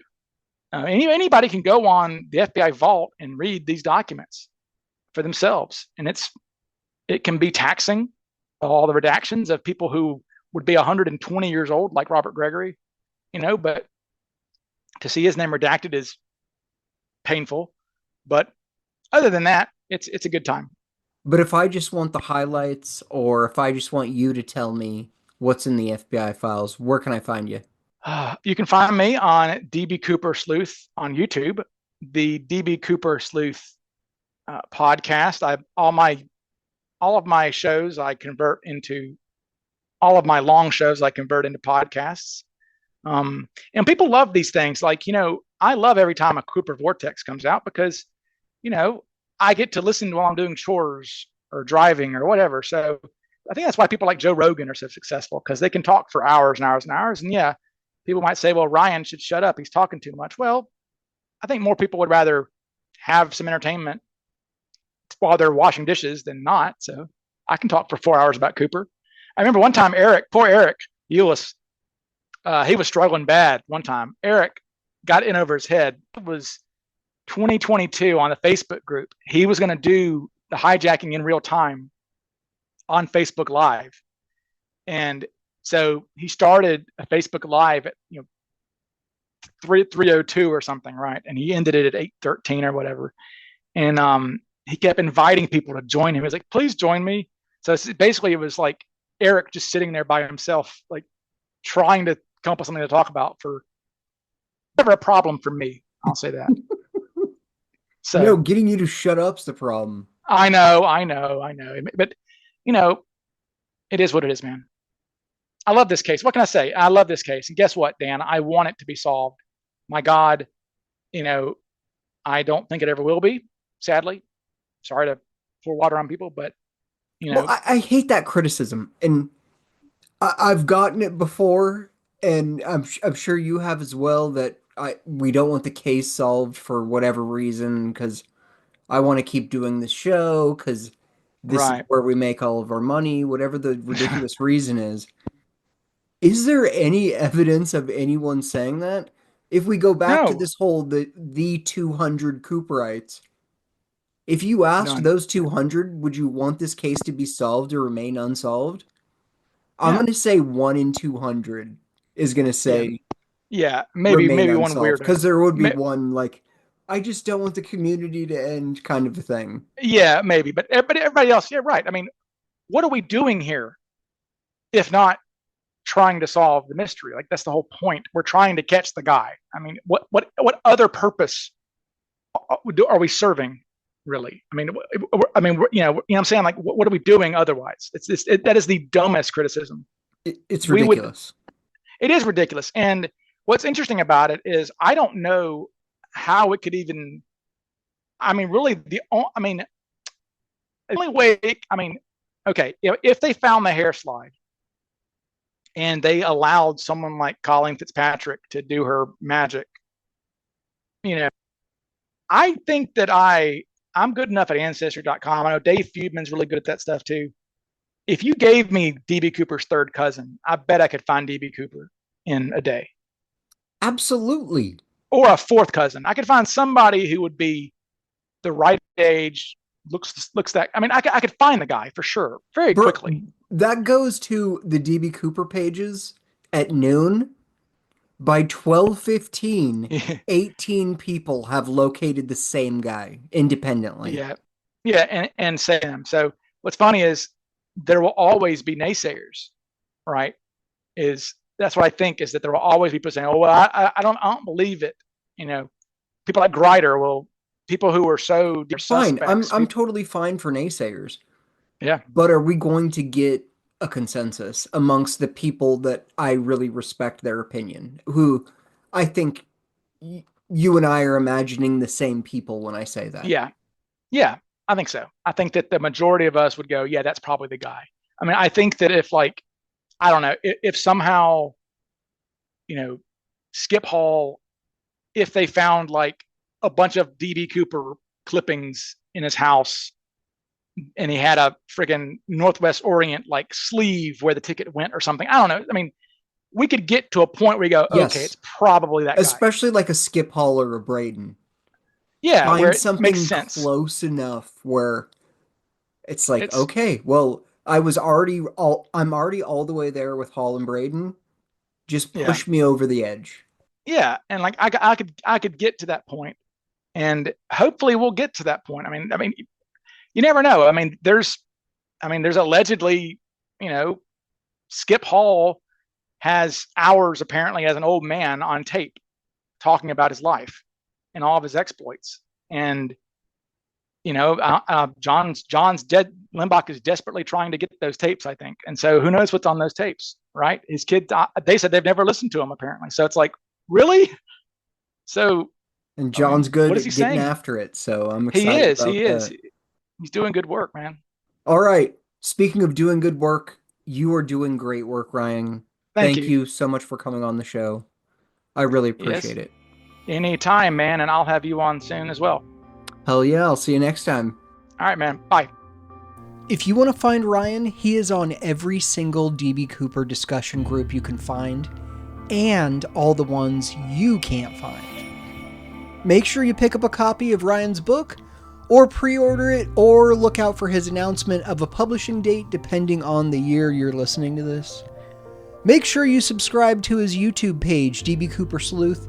He's got a lot of really great stuff on there, and if you're listening to this, I promise you'll be into it.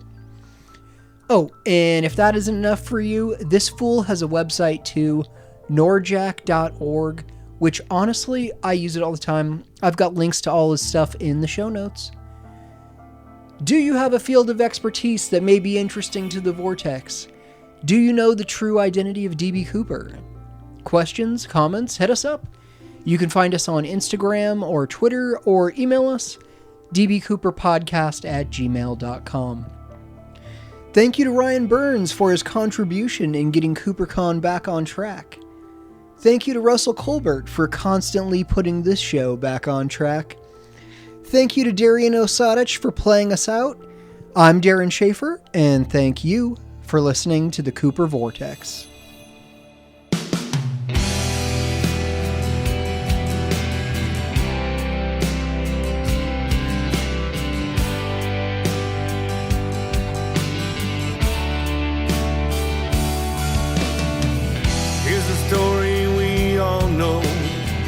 About a man many years ago, hijacked a plane, so we were told. Then he jumped into the cold. As a burn and a cigarette, he's in the air, the stage is set. Polite and kind, the people say, it's time to make his getaway. This is how the story goes about the money and the man. DB Cooper, they call me now. Catch me if you can. Rolled up in his coat-built tie, he's got enough to change his life. Where he landed, no one knows, but from his tale a legend grows. Was a cold, dark, rainy night. As he walked, he saw light. Held his cash close to his side. He just needs to catch a ride. This is how the story goes about the money and the man. DB Cooper, they call me now. Catch me if you can.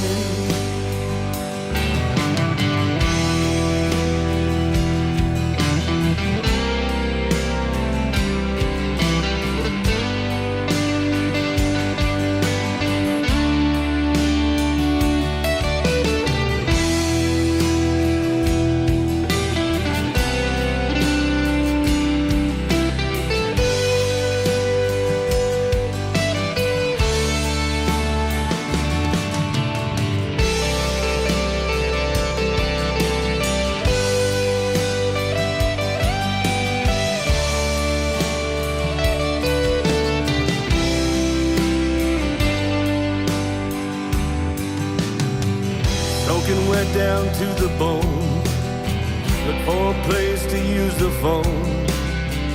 Little cafe outside of town. He walked in and he just sat down. Met a man with a cowboy hat, who told a friend right where he's at. Into the night he disappeared, and from that night a legend reared. This is how the story goes about the money and the man. DB Cooper, they call me now. Catch me